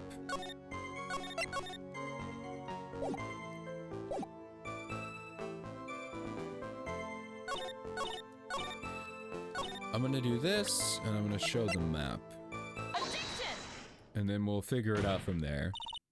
Witness, your testimony is a joke. Huh? What? But I just... Miss Faye, I thought I warned you about making the witness cry. I don't care. One short testimony and two bad contradictions. There's no possible excuse. You say there were 2 contradictions? It's simple. Just take a look at the diagram of the area. According to her testimony, the 2 of them were in the middle of the bridge. But if they were, and the victim had turned around and tried to run, well then, she would have hit a dead end. You said 10 yards, but she couldn't have ran even 5. Because Dusky Bridge is collapsed on that side. Wah! Bonk, bonk, bonk. What does all this mean? It's very simple, Your Honor. This charming little witness told a charming little lie. That's all there is to it. Gurk. This beautiful young lady has been lying to the court. Objection! Just a moment, Your Honor. Mr. Edgeworth. With a little head tilt. Your Honor, allow me to personally apologize for the confusion. What do you mean? There's one major mistake in this diagram. What do you say? What did you say? What are you referring to? It's all because of this diagram was made after the incident occurred. It's a very old bridge. We couldn't find any official blueprints of it. So what are you saying? I'm saying that even though the bridge is currently in disrepair, there's no evidence that can prove the bridge was broken during the incident. That's ridiculous! You can't actually tell the condition of the bridge from this photo. I apologize to the court for not being clear when I presented the evidence. Huh. That guy's good. Huh? What do you mean? I planned it from the beginning. He's the genius, alright. The diagram of the bridge was his insurance policy. What? That coward. Bunk. Well, Miss Faye, it seems you've once again made a reckless accusation. I'm sorry. I should have been more careful myself. No, it wasn't your fault at all. Now then, shall we go on with the trial? I'd like to establish once and for all what it was that the witness actually saw. Indeed. All right, young lady. May I ask you to please proceed with your testimony? But it's so hard to go on. We're all on your side, Miss Foster. There's no need to worry. Just tell us what you saw. Yes, sir. Goddamn. Okay, let's try it again. After he stabbed her in the back, he quickly picked her up in his arms. Then he carried her over to the car. I suppose that was the only way he could make sure the body was hidden. You couldn't see the car. You can't see the car. You can't see the car. Which there should be two cars, but apparently they don't care about that. You couldn't just leave the body on top of the bridge. Oh, I'm sorry. I'm only supposed to talk about what I saw. Witnessing such a violence must have been difficult. Yes, sir. I'm still shaken up. If he accepts his testimony, that is, we're finished. Don't say that. Oh, well. Maybe I'll just stop off at my favorite cafe on the way home. They make a really great mocha latte. This trial isn't over yet. That's what I like to hear. Alright, Miss Faye, your cross-examination if you please. Contradiction is staring right in the face, Mia. Go on the attack. I'm gonna press, but I'm gonna assume I know what it is. You cannot see the car from her point. Are you saying that the victim didn't fall down on the bridge? Actually maybe... Of course she didn't fall down on the bridge. If she had fallen down, this photo wouldn't make any sense. It was the case, her coat would be all muddy. If you don't mind, I was asking the witness. No need to be so rude. Well, young lady. Of course she didn't fall down. The man in the prison uniform grabbed her before she could. Huh. But one step too slow. And then, what did the defendant do after that? Okay, carried her over to the car. You personally witnessed that? Yes. Did anything strange happen when he did that? Well, I don't know if you'd call it strange or not, but then that's when the victim's scarf fell off. You mean this scarf? Her words match what we found at the scene. I don't see any problem here. She did not see it, right? I want to check. Look at that. If she was like... Oh, you guys can't see. If she was... Like, yeah, there's a literal mountain in the way. You guys can see it. She's on the left side. So she could not have seen it. I'm still gonna press the rest of these. You mean the defendant carried the body all by himself? Yes. Considering the size of the defendant, I don't think it would be difficult. Yes, but let's remember they were on a narrow bridge that was ready to collapse. Is it even possible for him to have carried a dead body on a bridge like that? Why would not? That's a weird... I don't get that one. Well, the fact of the matter is that he did. Yeah, that's a fair comeback. That kind of talk is just silly. Wow, why did he get so emotional all of a sudden? Maybe he knew how stupid that question was. He's like, bro, come on. Miss Faye, if you think there's some other possibility, please share it with the rest of us. Why do you say that? It's already a broken down bridge hidden in the mountains. Doing anything more to hide the corpse would be going overboard, wouldn't it? Yes, but the mountain is famous among hikers. And a surprising number of people go up there. But it's February, right? And it was raining that day, correct? There's also a small temple and a channeling dojo there. You know those monks. They just love cold, isolated places. I think the witness is trying to say that the corpse could have been found at any time. Besides, the witness is merely reporting what she witnessed with her own eyes. She's like, yeah, no, I didn't see that. And you're absolutely certain that it was my client who was carrying the body?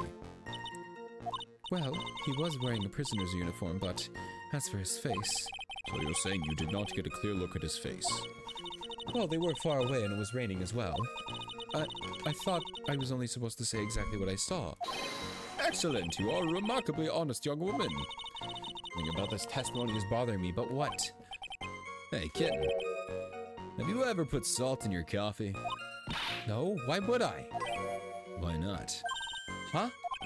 It may actually go better with coffee than sugar, right?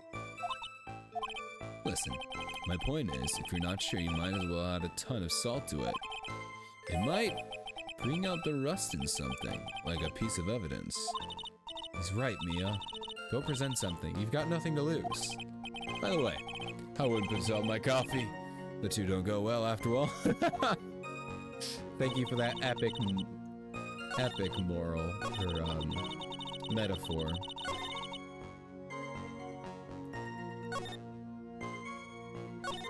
Alright, so this is it. Make another save. Okay. Yeah. Bro, it's this. It's this.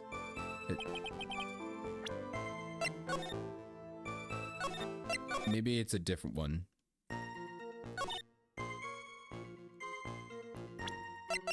This is the map. Okay, it's this one, sorry. I just had to pick the right one. A killer not wanting his victim to be found, I can understand that.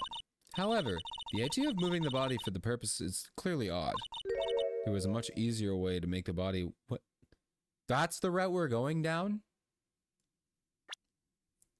We have proof that she literally could not have seen him put it in the car.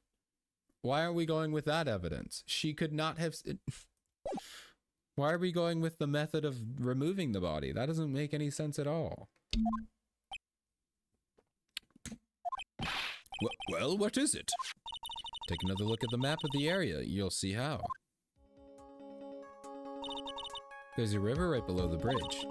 Earlier, Mr. Edgeworth pointed out that something interesting about this river.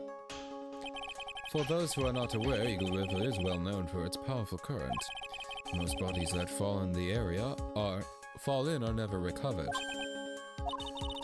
In the kidnapping case 5 years ago, the victim's body was found, or the victim's body was carried away and never found. If 10 murders were to occur at the same spot above the Eagle River, you can bet your boots that every other killer would have tossed the body in the water. That's a weird point to make. Bonk, bonk, bonk. Order.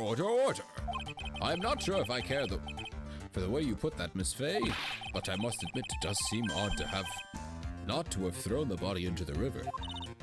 Oh. Well, Mr. Edgeworth? How sad. Perhaps Miss Faye would do well in trying to take a dip in the river herself. After all, you claim to be such an expert in the ways of nature. I never said that. What are you talking about? My point is that no matter how odd you may find the killer's method of body disposal, the fact is that this is what the killer did. None of your arguments have anything to do with what the witness saw. That's quite true, Bonk. Miss Faye, it seems that your assertion without merit after all. But what the witness claims to have seen is totally ridiculous. Objection! Surely you can't deny that the body was found in the trunk of the car. That's certainly consistent with what the witness has told us. Ah, but she shouldn't have been able to see it. Please, witness, go on with your testimony. I'll try.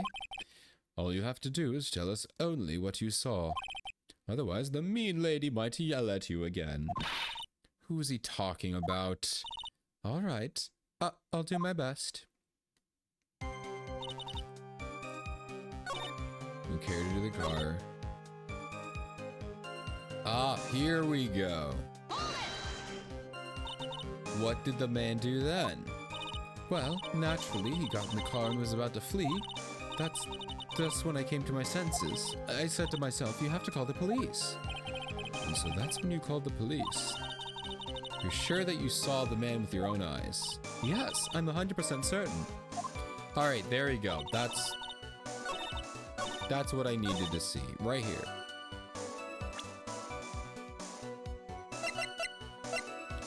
Finally, I can do this. Well, Miss Foster, it looks like you've done it this time. Done what? Made a crucial mistake. A crucial mistake? Like what, Miss Faye? The killer broke into the trunk of a stolen car and hid the body in there. You're saying you saw that, right? With your own eyes? Yes, and? It's simple, Miss Foster. Take a look at the diagram. Finally, dude. The place you claim to have taken the photo from that day is here. Do you see what I mean? Even if you tried to see the car. This outcropping of rock is directly in the way. Ah! That's right, Miss Foster. From where you were standing, you could not have possibly have seen the killer's car. Ah! I admit that the diagram shows a large outcropping, however, it isn't so tall that it would stop her from seeing the car. That's right. It's not high at all. I was able to see this car just fine. You don't understand how topographical maps work, you loser. You never went to the Boy Scouts and taught orienteering for 5 years. I only taught it for 1 year, but it was really fun. And it is very useful, even though this is not a topographical map. I'm so sorry, but that just doesn't wash. I believe it was the witness who presented this as evidence to the court yesterday, yes? This is the location the photo was taken from. Your own photo tells the whole story. Boom! There it is. That's an easier way to do it. I was about to pull out the topographical map. You can clearly see the left side of the bridge. But the outcropping that is being referred to is clearly more like a cliff. Ah! Your view should have been completely cut off by this cliff. But you still claim to have been able to see the killer's car. No! Bonk, bonk, bonk. Order in the court. What is the meaning of this ballyhoo? I hate that. Gross! It's not that gross, actually. Your Honor, don't jump to any hasty conclusions. The fact that the escapee fled in a stolen car was reported on the news. After witnessing a murder, I'm sure that you can appreciate the witness is very upset. She must have heard about the stolen car and convinced herself that she saw it. But she was repeatedly warned before starting her testimony. She was told to testify only what she saw with her own eyes. Oh. Judge? What is it? I think I must have remembered things wrong. Hey, wait a minute. You can't just say that. She can't just say that. Miss Faye, no one of the face on this planet is perfect. Yes, indeed. Quite true. You know what they say. To err is human, to forgive is divine. I'm inclined to give the benefit of the doubt to our witness here. What? That's not fair. Huh. Save the tears for later, kitten. Mr. Armando? Don't look back until the trial is over. Now's the time to go forward. But that wasn't fair. Okay, Kit. You need to relax. Then you need to remember the other kitten's testimony. The killer broke into the car and the stolen car and hid the body in there. So tell me, how does she know that? How does she know that he broke into the trunk? Aha! Well, Miss Foster, until you can explain how you knew that, you're gonna have a lot of very suspicious people on this side of the courtroom. Well, witness. Well, I'm certain that he broke into the trunk because there were marks left on the trunk lid. I'm certain there was a scratch marks when he broke into. How would you know that? Stop proving yourself to know this. What? Let me see that photo. It's true. They certainly look like scratch marks around the keyhole. It's obvious that this trunk has been broken into. Well, Miss Faye, are you satisfied? The judge is on her side. I can't make any mistakes here. Just said, is there a contradiction? It doesn't work. I don't know why, but it never works. Melissa Foster, it looks like you finally betrayed yourself. What? You said you were in the field taking photos of wildflowers, but even so, you knew about the scratches. The question is when? When did you get a chance to... Yeah, so it's like, how did you see that?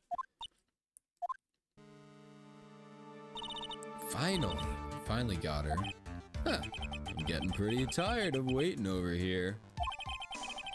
Then perhaps it would be faster if Miss Faye explained herself. I can't explain. Your Honor, there's only one possible explanation. The reason the witness had scratches was... Damn, do we?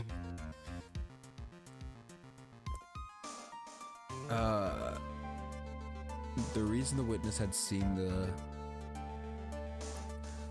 Maybe she was the owner. She was putting in the corpse herself, dude. Do we go full on? Full on, it was you? It was you there! It's a different game, Professor. She did it. There's only one way the witness had a chance to see those scratches. Yes? What is it? Naturally, when she opened the trunk and stuffed the corpse in herself. No way.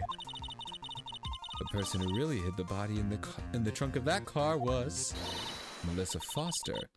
It was you that did it, wasn't it? That's ridiculous. I could never. It was the man in the prison garb. He's the one that...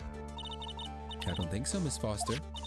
If Mr. Falls had been the one that put the corpse in the trunk, he would have simply used the car key. There was no need to break it open.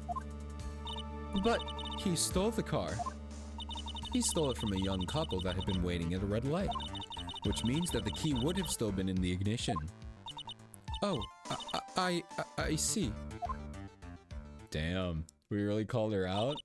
Thank you for telling us about the scratches, Miss Foster. Without that, we never would have uncovered the truth. That it couldn't have been Mr. Fowles who put the body in the trunk. No! Don't save her. Preposterous to even suggest that the witness put the body in there. If that weren't true, then how do you explain the photo that she took? The corpse could only have been put there in the trunk when the incident occurred. And we already know that at the time she was taking photographs. It's on the timer. Now's your chance, Mia. Finish this thing. On the contrary, I'm not so certain about that anymore, Edgeworth. There's no need to think too deeply about it. What I'm saying is the shutter for this may not have been pushed by Mr. Foster herself. There's a timer function. Let's take another look at this camera and see the features it has, shall we? It has a timer built into it, even a mini tripod. Why, it's almost as if she had brought his camera just to take this picture. What are you trying to say then, Miss Faye? That when the crime occurred, Miss Foster wasn't in the field as she claimed? Well, if she really did use the camera's auto timer, And the answer is yes, she was somewhere else. Exactly. She was not in the field. Bonk. Would the defense please explain further? Listen, this is a crucial point. Where was Miss Foster when the incident occurred? In answering that question, we'll also make clear Miss Foster's true identity. Well then, please answer this question. I have no idea, dude.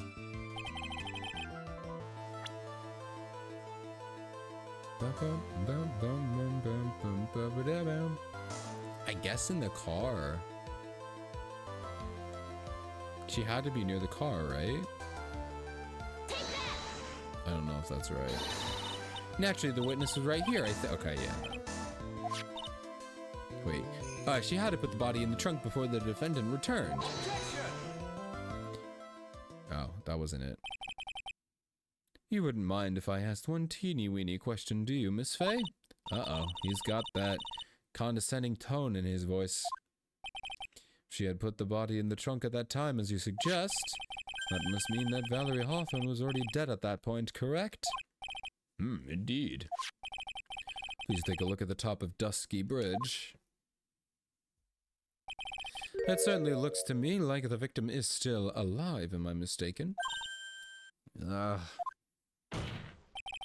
If Valerie Hawthorne was already dead, then who is this? The sister that never died from long time ago. The mountain is famous for the spirits, so maybe you think it was the ghost of the victim. Well, it could have been a spirit, right? Miss Faye, don't waste the court's time with this kind of foolishness. Anyway. Wait, did I really mess that up? I still maintain that the witness was in a different place at that time. Okay. Are you certain? Yes. Certain, more or less. Oh, come now, Miss Faye. Bonk. Well then, please answer the question. I'm gonna reload. Oh, the corpse herself.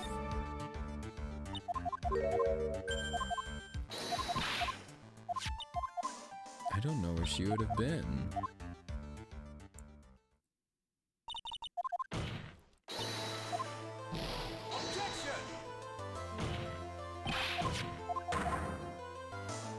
Bum bum bum bum ba da bum ba da ba ba ba ba ba. Unless she was pretending to be the witness or the murder person, whatever.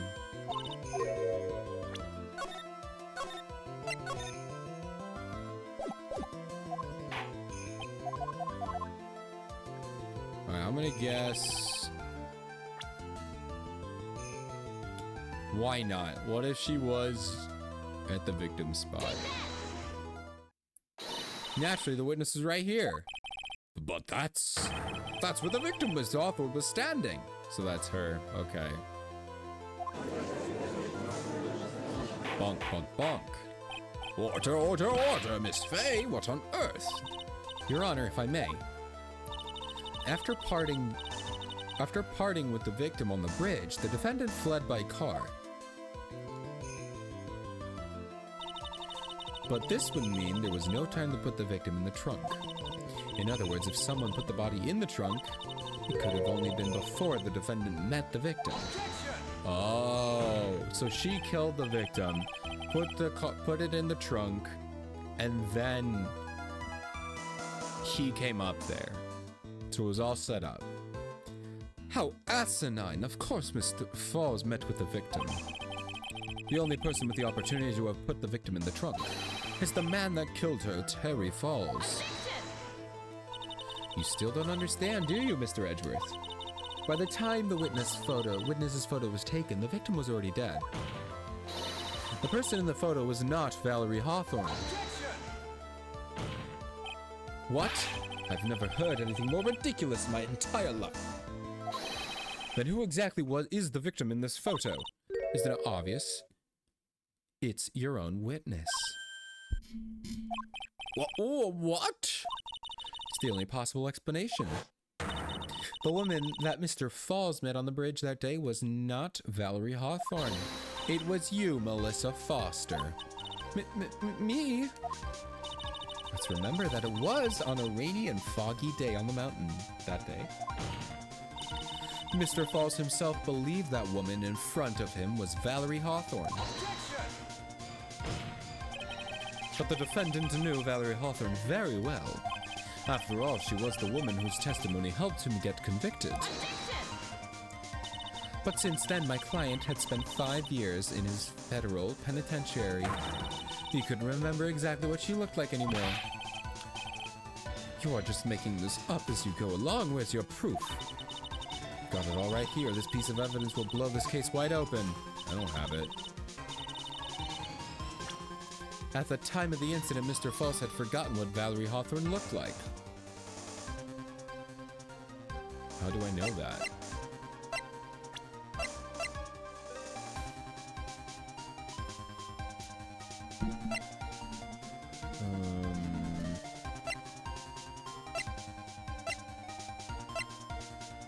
I don't, what am I supposed to prove here?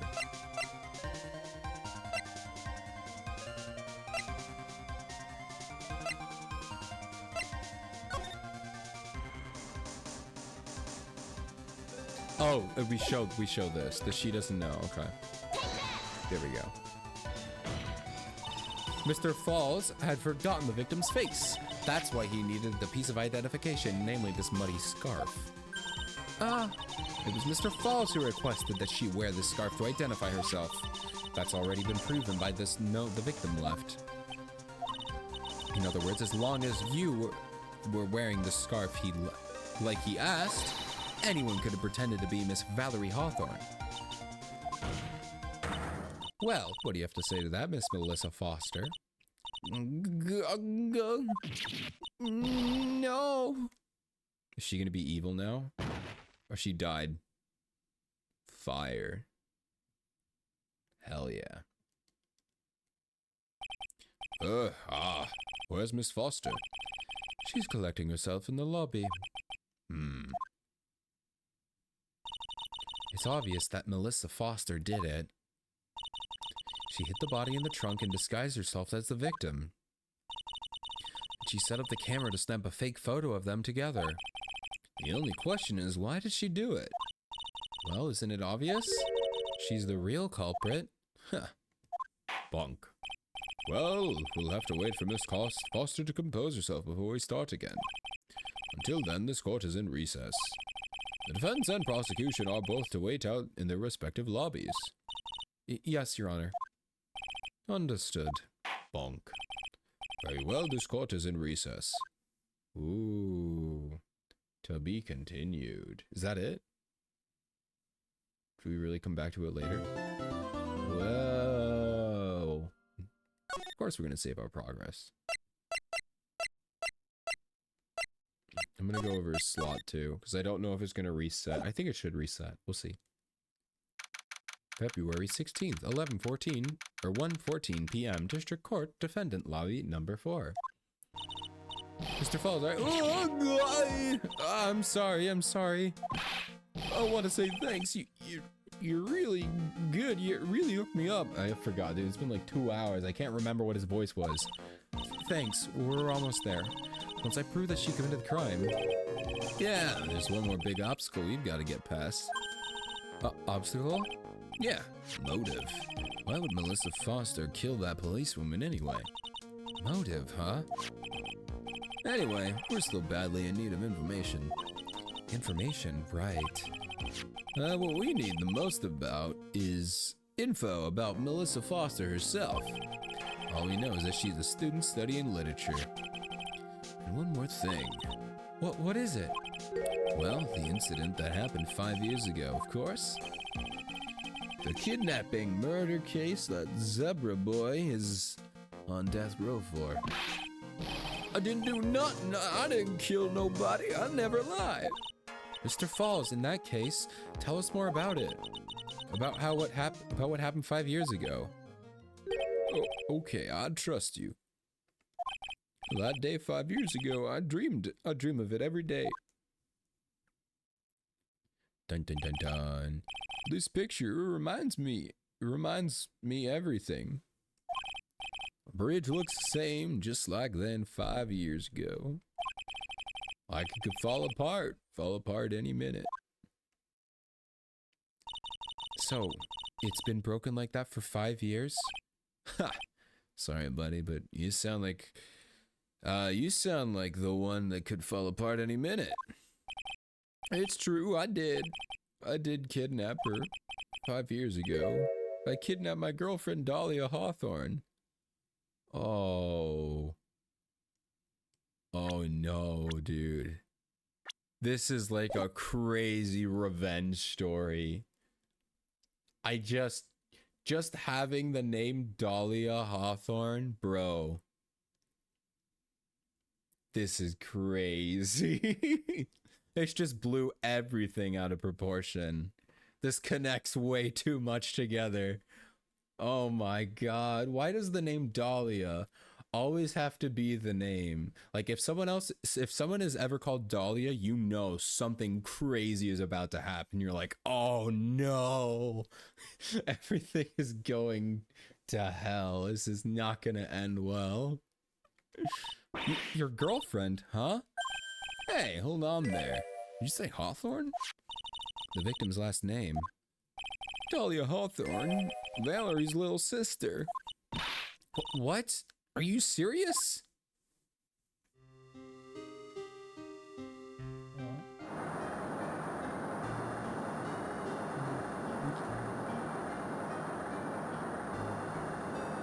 Dun dun dun dun. Shut up!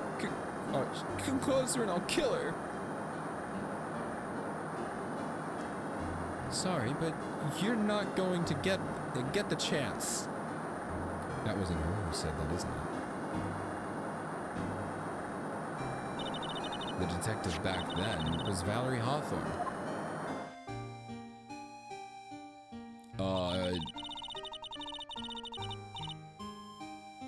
I'm gonna let this guy finish before I say what I was about to think, what I just realized.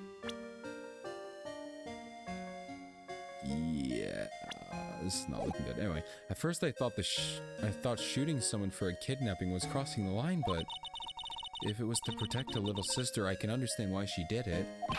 Wrong. No protect sister. Valerie wait. Wait a minute. Are they making this guy sound like... I guess if he's been in solitary for 5 years, like this guy snapped. I just read the way I think they want me to read these lines. I'm not gonna change it, but yeah, I think this guy's supposed to be like losing his mind. Like he sounds not great. Ron, no protect sister. Valerie betray me. Betray us. What do you mean she betrayed you? Everything. All lies. All make-believe. Kidnapping too. All make-believe kidnapping? Dahlia, my girlfriend, my love, my teen angel. Yeah, we're not gonna think about it. That's what I was like, yikes.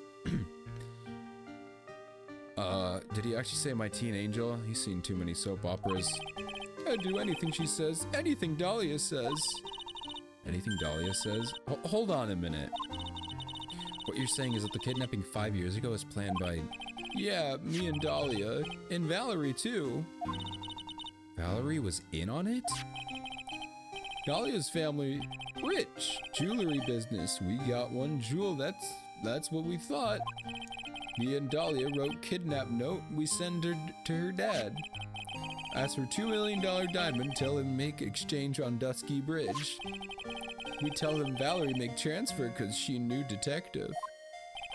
Having a police detective in your pocket is a useful thing, all right. In the end, you were planning on splitting the 2 million 3 ways, huh? Yeah, but that woman...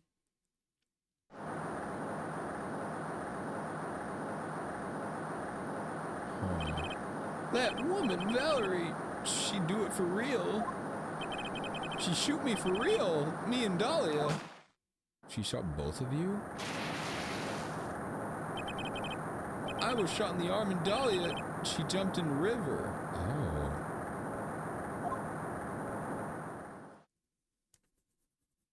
Yeesh. Jump? You don't mean she jumped on purpose, do you? I couldn't do it. I could never push her. Bro, I was joking when I posted my stream announcement I was like, haha, it'd be funny if I posted like a gif of someone jumping off of a bridge. Did I accidentally call it? Oh no. Anyway, I blacked out when I woke up, police all over.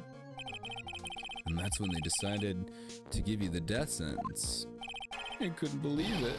That woman, she betrayed me.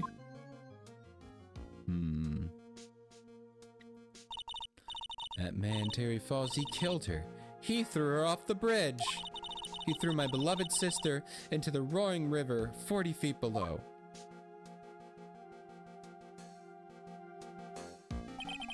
These 5 years, all I wonder is why? Why? Why? Why? Why did she lie? That's all I want to know. So that's why you called her. You wanted to hear the truth from Valerie herself. Yes, but I forget what she looked like, so I tell her to wear a scarf. I don't want to hurt her. Just ask why.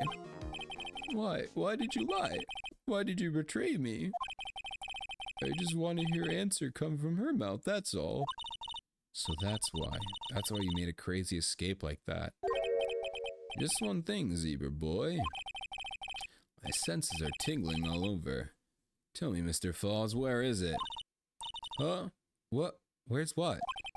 Come on now, kitten. The ransom, the $2 million diamond. Remember that now.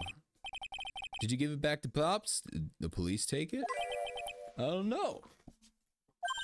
Huh? You don't know? Not really. I don't know. It's gone with Dahlia. With Dahlia?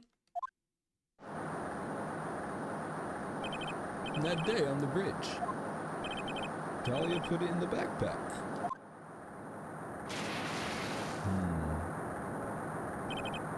Now gone with Dahlia. Gone forever. Into Eagle River. Bro, this is a wild case. It disappeared with Dahlia, huh? Wait a minute. You can come back in now. We're about ready to go. Mr. Falls, just one more question. When you said with Dahlia, do you mean the diamond is still missing? Along with the body of Dahlia Hawthorne. Never found her, my sweet Dahlia. They never found her? Swallowed by the river, gone. Dahlia, my teen angel. Yeah, your teen angel. How old was she anyway? I don't want to talk about it. I don't want to talk about it. I was waiting for someone to bring it up.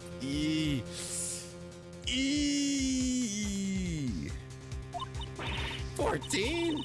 Guess you were robbing cradles before diamonds. Oh, to be fair, to be completely honest, here's my take. Now that I got to hear this, guys, I understand what it is. I think they're trying to say that this guy is on the spectrum, and I think these girls took advantage of him.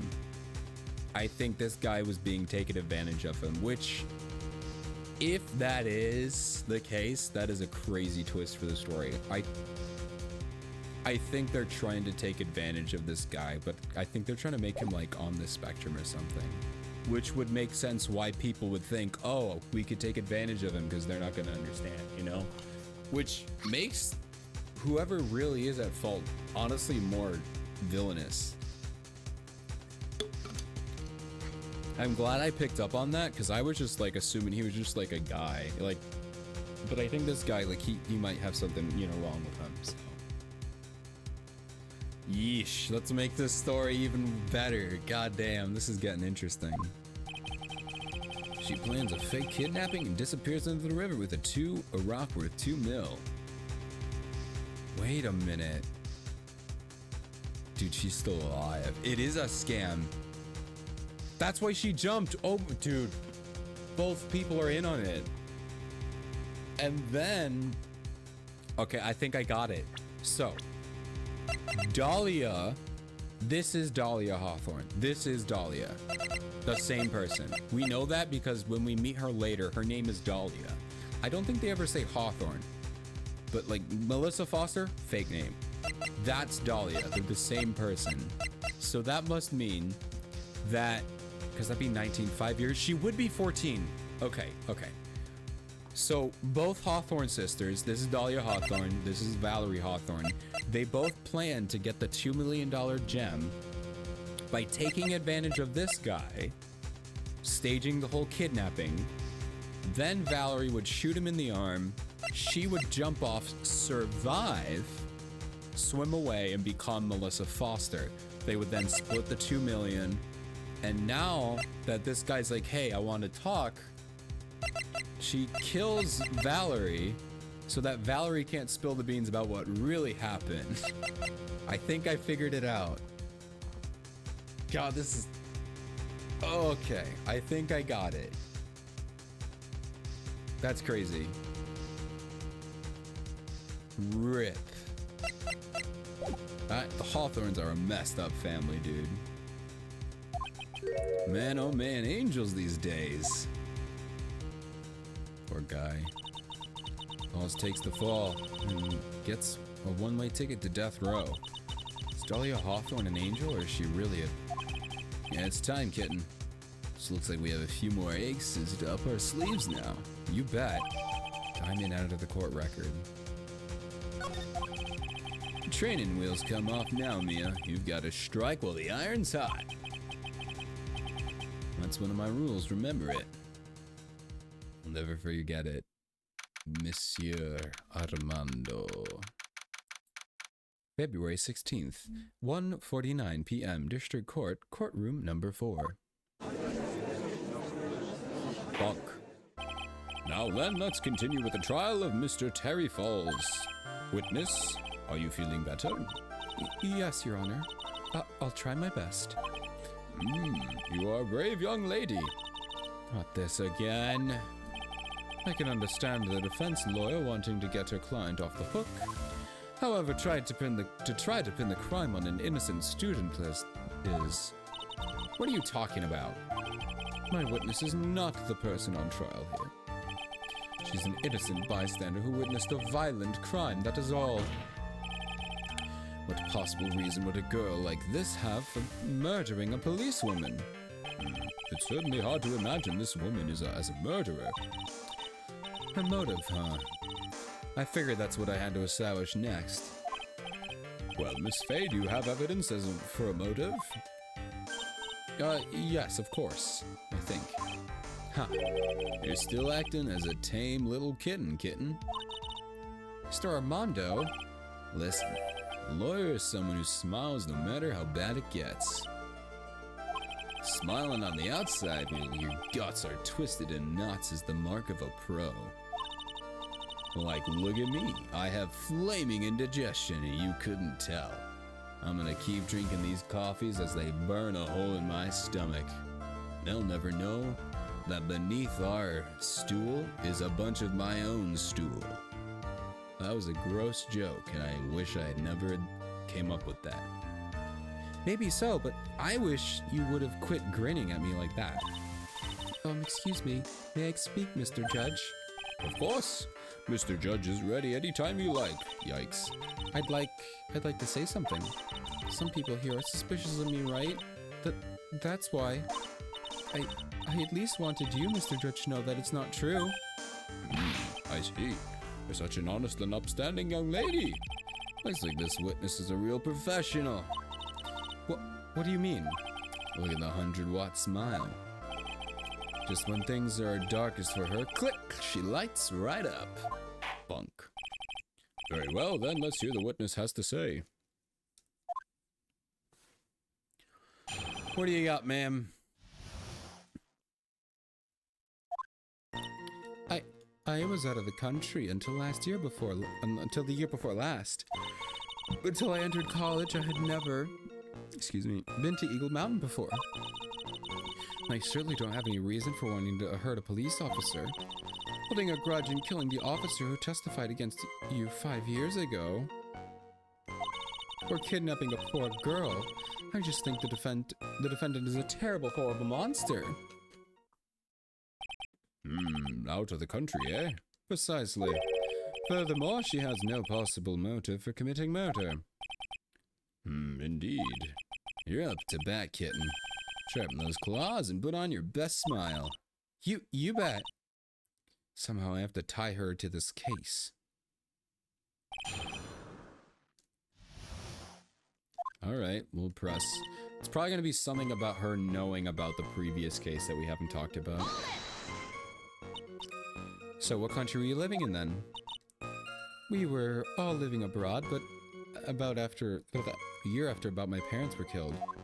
Bro, she killed her parents. Oh my god, dude. It was a brutal civil war. She had to make her way back home alone. Did she stage a civil war to kill her? No, I'm just kidding. Dude, imagine. Psycho created an entire civil war just to get her parents killed. Absolutely evil. I lost everything. I didn't even have the personal identification. What kind of sob story is this? What do I do? Should I press her? Yes. Witness, answer my question. I'll even repeat it for you. What country were you in? Your Honor, this line of questioning is childish. What country she was in and how many languages she may speak are irrelevant here. What we're here to evaluate is whether the witness has any connection to this case. I lived abroad ever since I was a little girl. That's why I could never have known Mr. Falls or Detective Hawthorne. Yes, I think we have established that point. Yes, indeed. Well then, shall we add that? The last statement to your testimony, okay. Yes, please, Mr. Judge.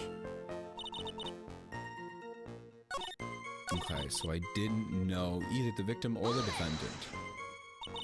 You didn't know either person, are you certain of that? Yes, I'm afraid I'm rather shy around people. Oh well, that can't be helped. Why is he just agreeing with everything that comes out of her mouth? The first time you saw either of them was when they were on the bridge, correct? Yes, it was really a coincidence.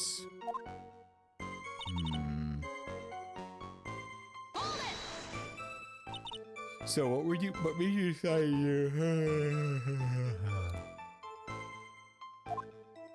I just love being outdoors, picnics, hiking, you know, that sort of thing. You don't look like much of a hiker to me, but you do look like a digger of sorts. But Eagle Mountain is a 2-hour drive from here, and there are no trains that run through there. There are plenty of mountains that are closer and easier to get to. Well, I went there once with a college hiking club. I fell in love with its stark, desolate beauty and its cold, yet romantic gloominess. Didn't know you were so much of a goth. Yeah, she murders people. She's obviously a goth. All murderers are goths, alright? Hot take of the day. If you murder someone, you're a goth girl. Even if you're a guy, you're a goth girl. Michael Myers, goth girl. I am pretty sure Michael Myers, yeah, no, Michael Myers is from the fictional. He's still a goth girl. Doesn't matter. By the way, what's the name of your college? The prosecution objects to any questions that involve the witness's private life. All that matters is that she is a material witness to a crime. The witness does not need to respond to the questions that are clearly malicious or intent. Thank you, she's really gone too far. Miss Faye, you're treading on thin ice here. I hardly say anything, talk about sensitive.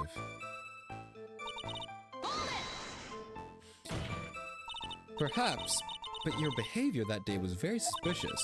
Not only have you contradicted yourself here in court, but you know things that you shouldn't.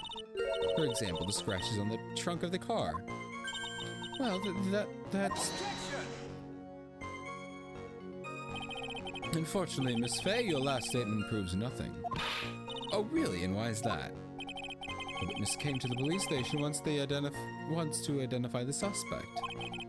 It's entirely possible that at the time an officer showed her this photo. That seems like a rather serious mistake. It's the oldest trick in the prosecutor's book. That's not fair. That wicked inmate will never be able to forget that horrible day. A grudge. Well, the policewoman's testimony was crucial, wasn't it? Crucial in getting the defendant sentenced to death.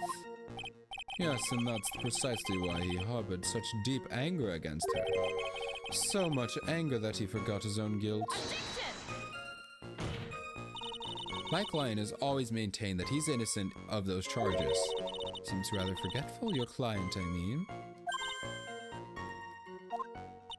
Not only did he forget about what he did, but he forgot the poor policewoman as well. What do you mean by that? Your client. He forgot what the detective looked like, right? It's too bad for her that he didn't forget her testimony as well. Well, she's right about that. Mr. Falls is kind of forgetful. What else do you know about him? He said he forgot that what the detective looked like. What do you mean by that? Well, he couldn't tell who she was without some kind of identification, right? Quite right. That's why the victim was wearing the scarf as identification. Why, if I had been wearing a white scarf that day, then he probably would have tried to kill me. That's true. He's clearly a bitter man. This is bad. Mr. Fall's reputation just keeps getting worse and worse. Sometimes it's bad not to poke too deep. What should I do? We're gonna add it. Why not? Your Honor, what the witness said just now was tremendously important. I'd like to add it to the testimony. Prosecution has no objection. After all, the defendant is a killer and mentally unbalanced one at that. The testimony only helps to further prove the point. No, that's not why I... Enough, witness, if you would. My pleasure, Mr. Judge. It's gonna be useful. What do you mean by lucky? Well, it's February now. Everyone was wearing scarves. If I had accidentally worn a white scarf like he said, then you yourself might have been killed. That would have been a terrible loss for this world. Looks like you pressed too hard this time, kitten. Mr. Armando? Yeah, keep looking around. You're gonna lose sight of the finish line. Justice is blind, but she's not deaf.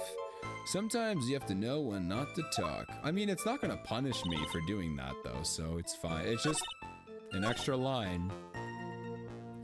Or kidnapping a poor girl. Okay, no. You knew about that incident, but you weren't you out of the country until the year before last? Well, I saw a report about the escaped convict in the news. They had an in-depth report about his whole history. So you were still living abroad 5 years ago, is that right? Yes. Can't let her get away with these lies. Listen to me, she's neck deep in this whole thing. Somehow you're just gonna have to get her to show the court her true self. Alright, make another save here. This will probably be the last cross-examination I do. We'll see. Alright, I was out of the country until last year. Do we have anything that kind of shows that she would know him?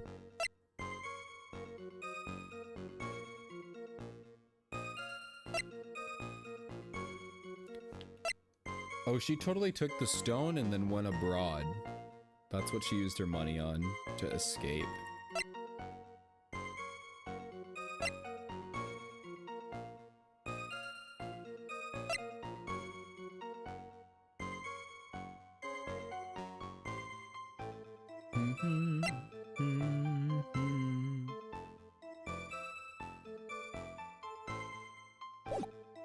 I didn't know the victim or the defendant. What do I even show?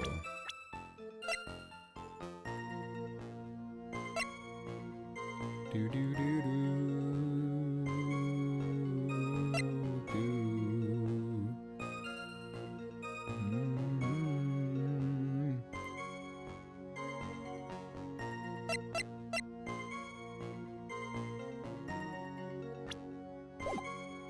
I didn't know the victim or the defendant until I entered college. Never been to Eagle Mountain before. Certainly didn't have any time to any reason to hurt a police officer. Big a grudge.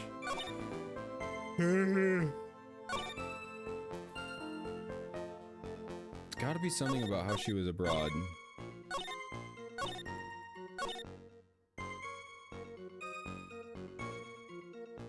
Until the year before last. Because they keep saying about how she was here. I don't have any way to prove it though.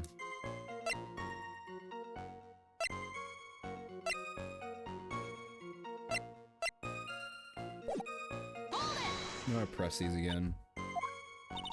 Let's skip through these as I read.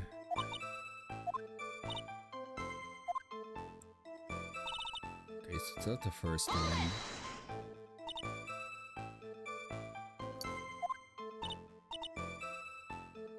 Pray to Chiron people.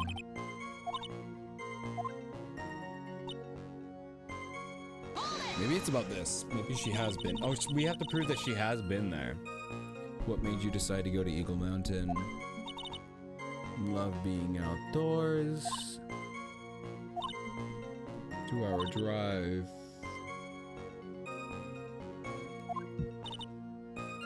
With the hiking club. So she has been there before.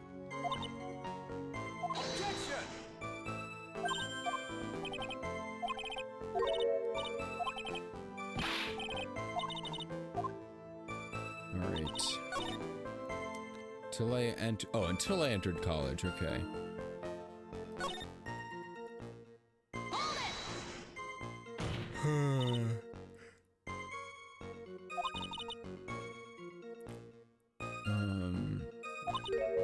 Yeah, the scratches. It's gotta be this, right?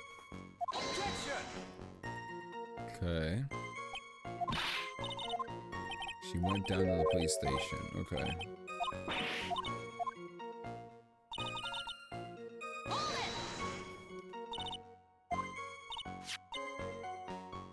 Please tell me Testament was crucial, wasn't it? Did we talk about that? Wait, hard anger. No, we would have known. Quite. I think.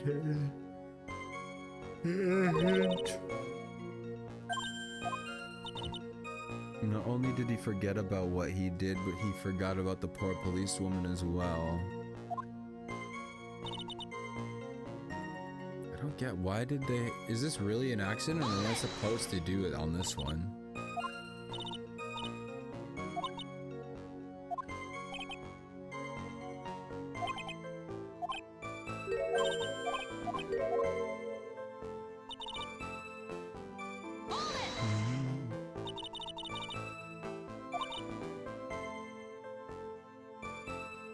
Till the year before last.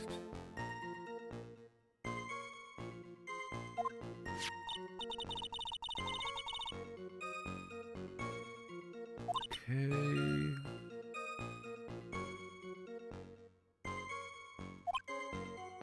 You were abroad until last year. Okay, she's not deep. Somehow you're just gonna have to get her. Okay, so you're not actually giving me any hints.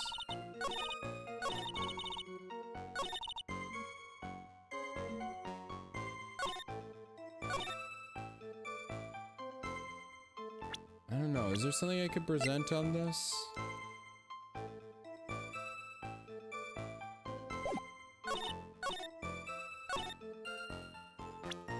Unless there's a way I could prove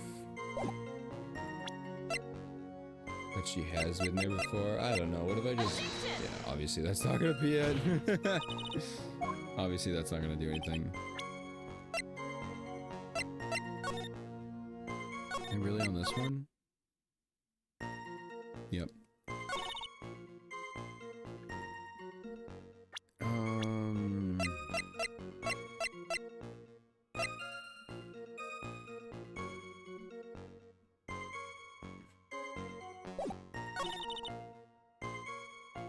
Never been to Eagle Mountain. Do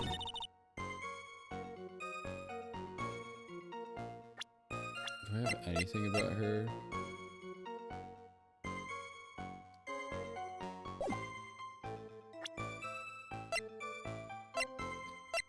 Okay. Lost to Eagle River 5 years ago. I don't know, what if I just do this? No, okay. Like, they're 5 years, right? There's something in there.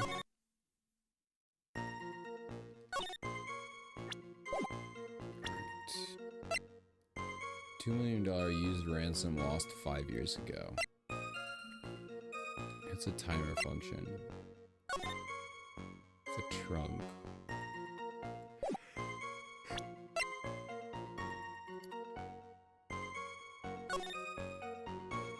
Talk to Dahlia. Oh, that was a note. But I can't say that it's her though, right? So that's a note to herself saying, I need to talk to Dahlia, and we needed to, and then Dahlia was like, no. So that basically confirmed. So I was right in my big, huge, what is it going to be? I just don't know how to get there. I don't know. What if I do this? This is a wild shot. Yeah, it's a wild shot.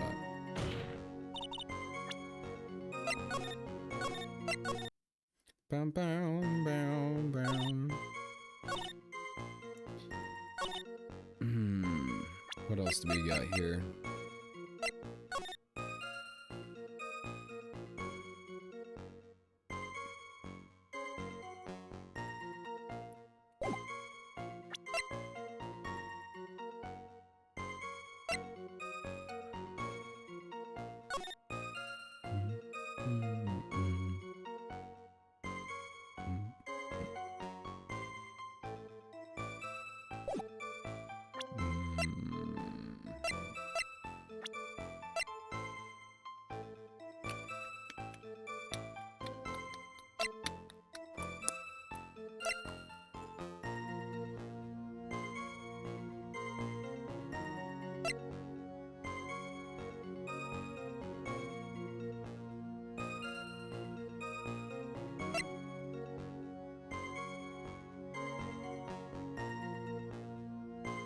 I love how it says only a bit smug.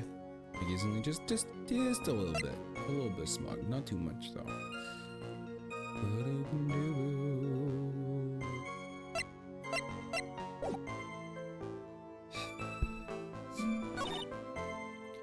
Begrudge in killing the officer who testified 5 years ago. Testified against you.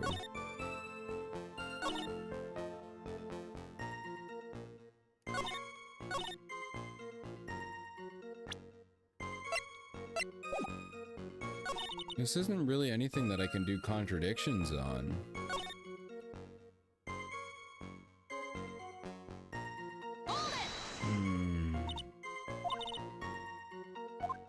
It's gotta be this, right? Like, how would you know?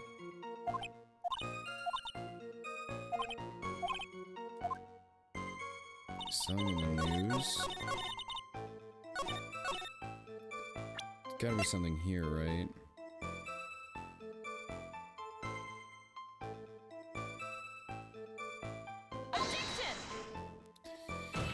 Oh, come on. Let's see if we can figure this out.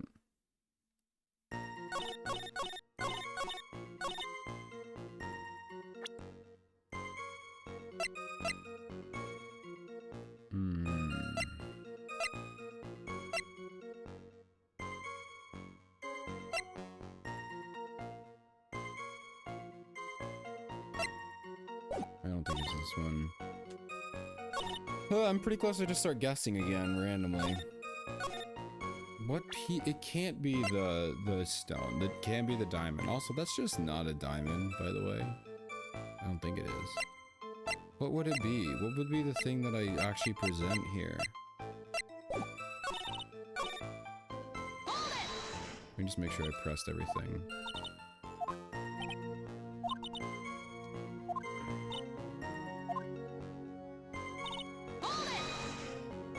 Okay, didn't know them. Afraid, shy, can't be helped. They swallow on the Go ahead.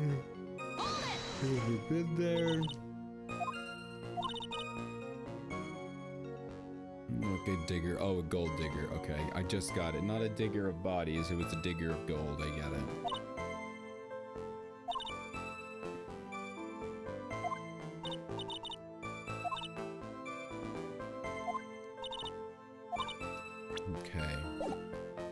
why he doesn't let us ask the name of the college, though.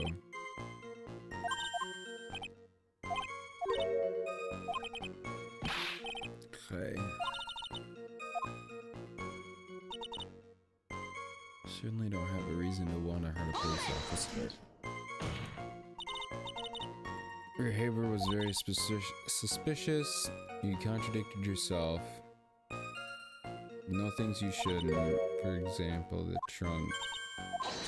Maybe there's other things.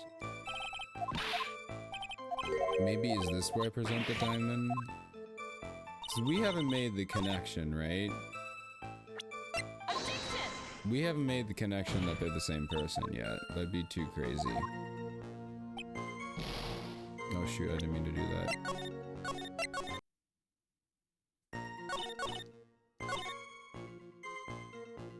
I feel like maybe she does have motivation. I don't know how. I don't know anything about her.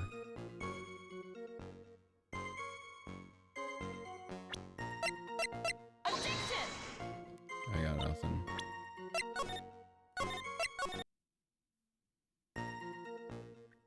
I don't just want to go through and just press everything, but I kind of don't really know where this is going.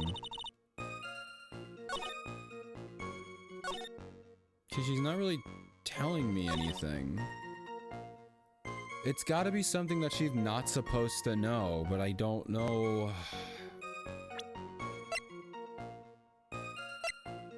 What I'm even supposed to use. Can I use? I've used all the evidence. Can I use evidence again, I guess?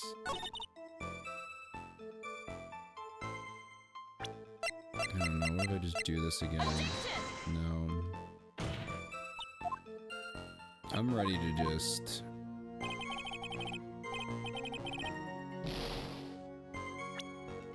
I'm just gonna guess. So it's not that. Heck.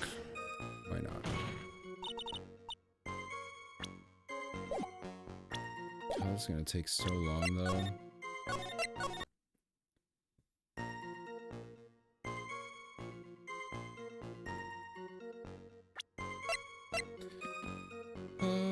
Okay. I'm gonna press everything. That's fine.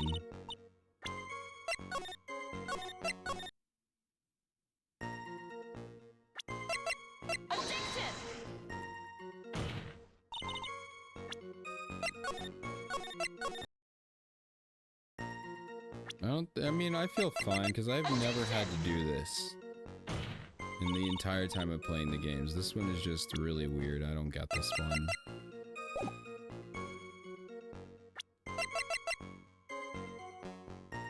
Oh.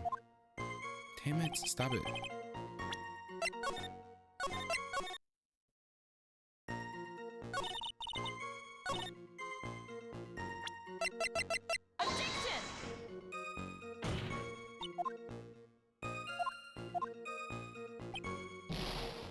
Come on.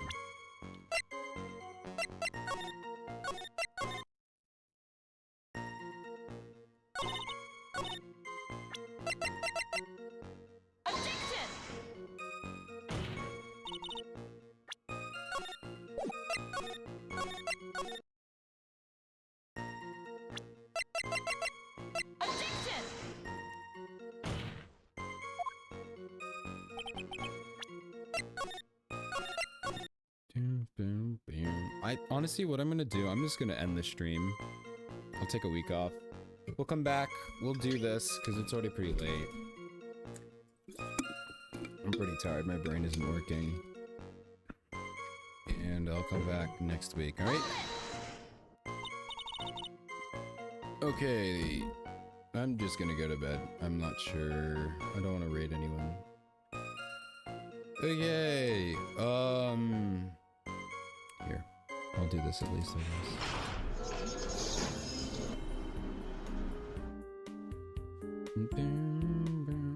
Alright, well, thank you all so much for coming. I had a pretty fun day today. It was I think it's gonna be a fun case. It's gonna be annoying, but it'll be fun. But yeah, I'll be back on Wednesday. I'll try to put it on schedule, I guess. And I don't know what we'll stream.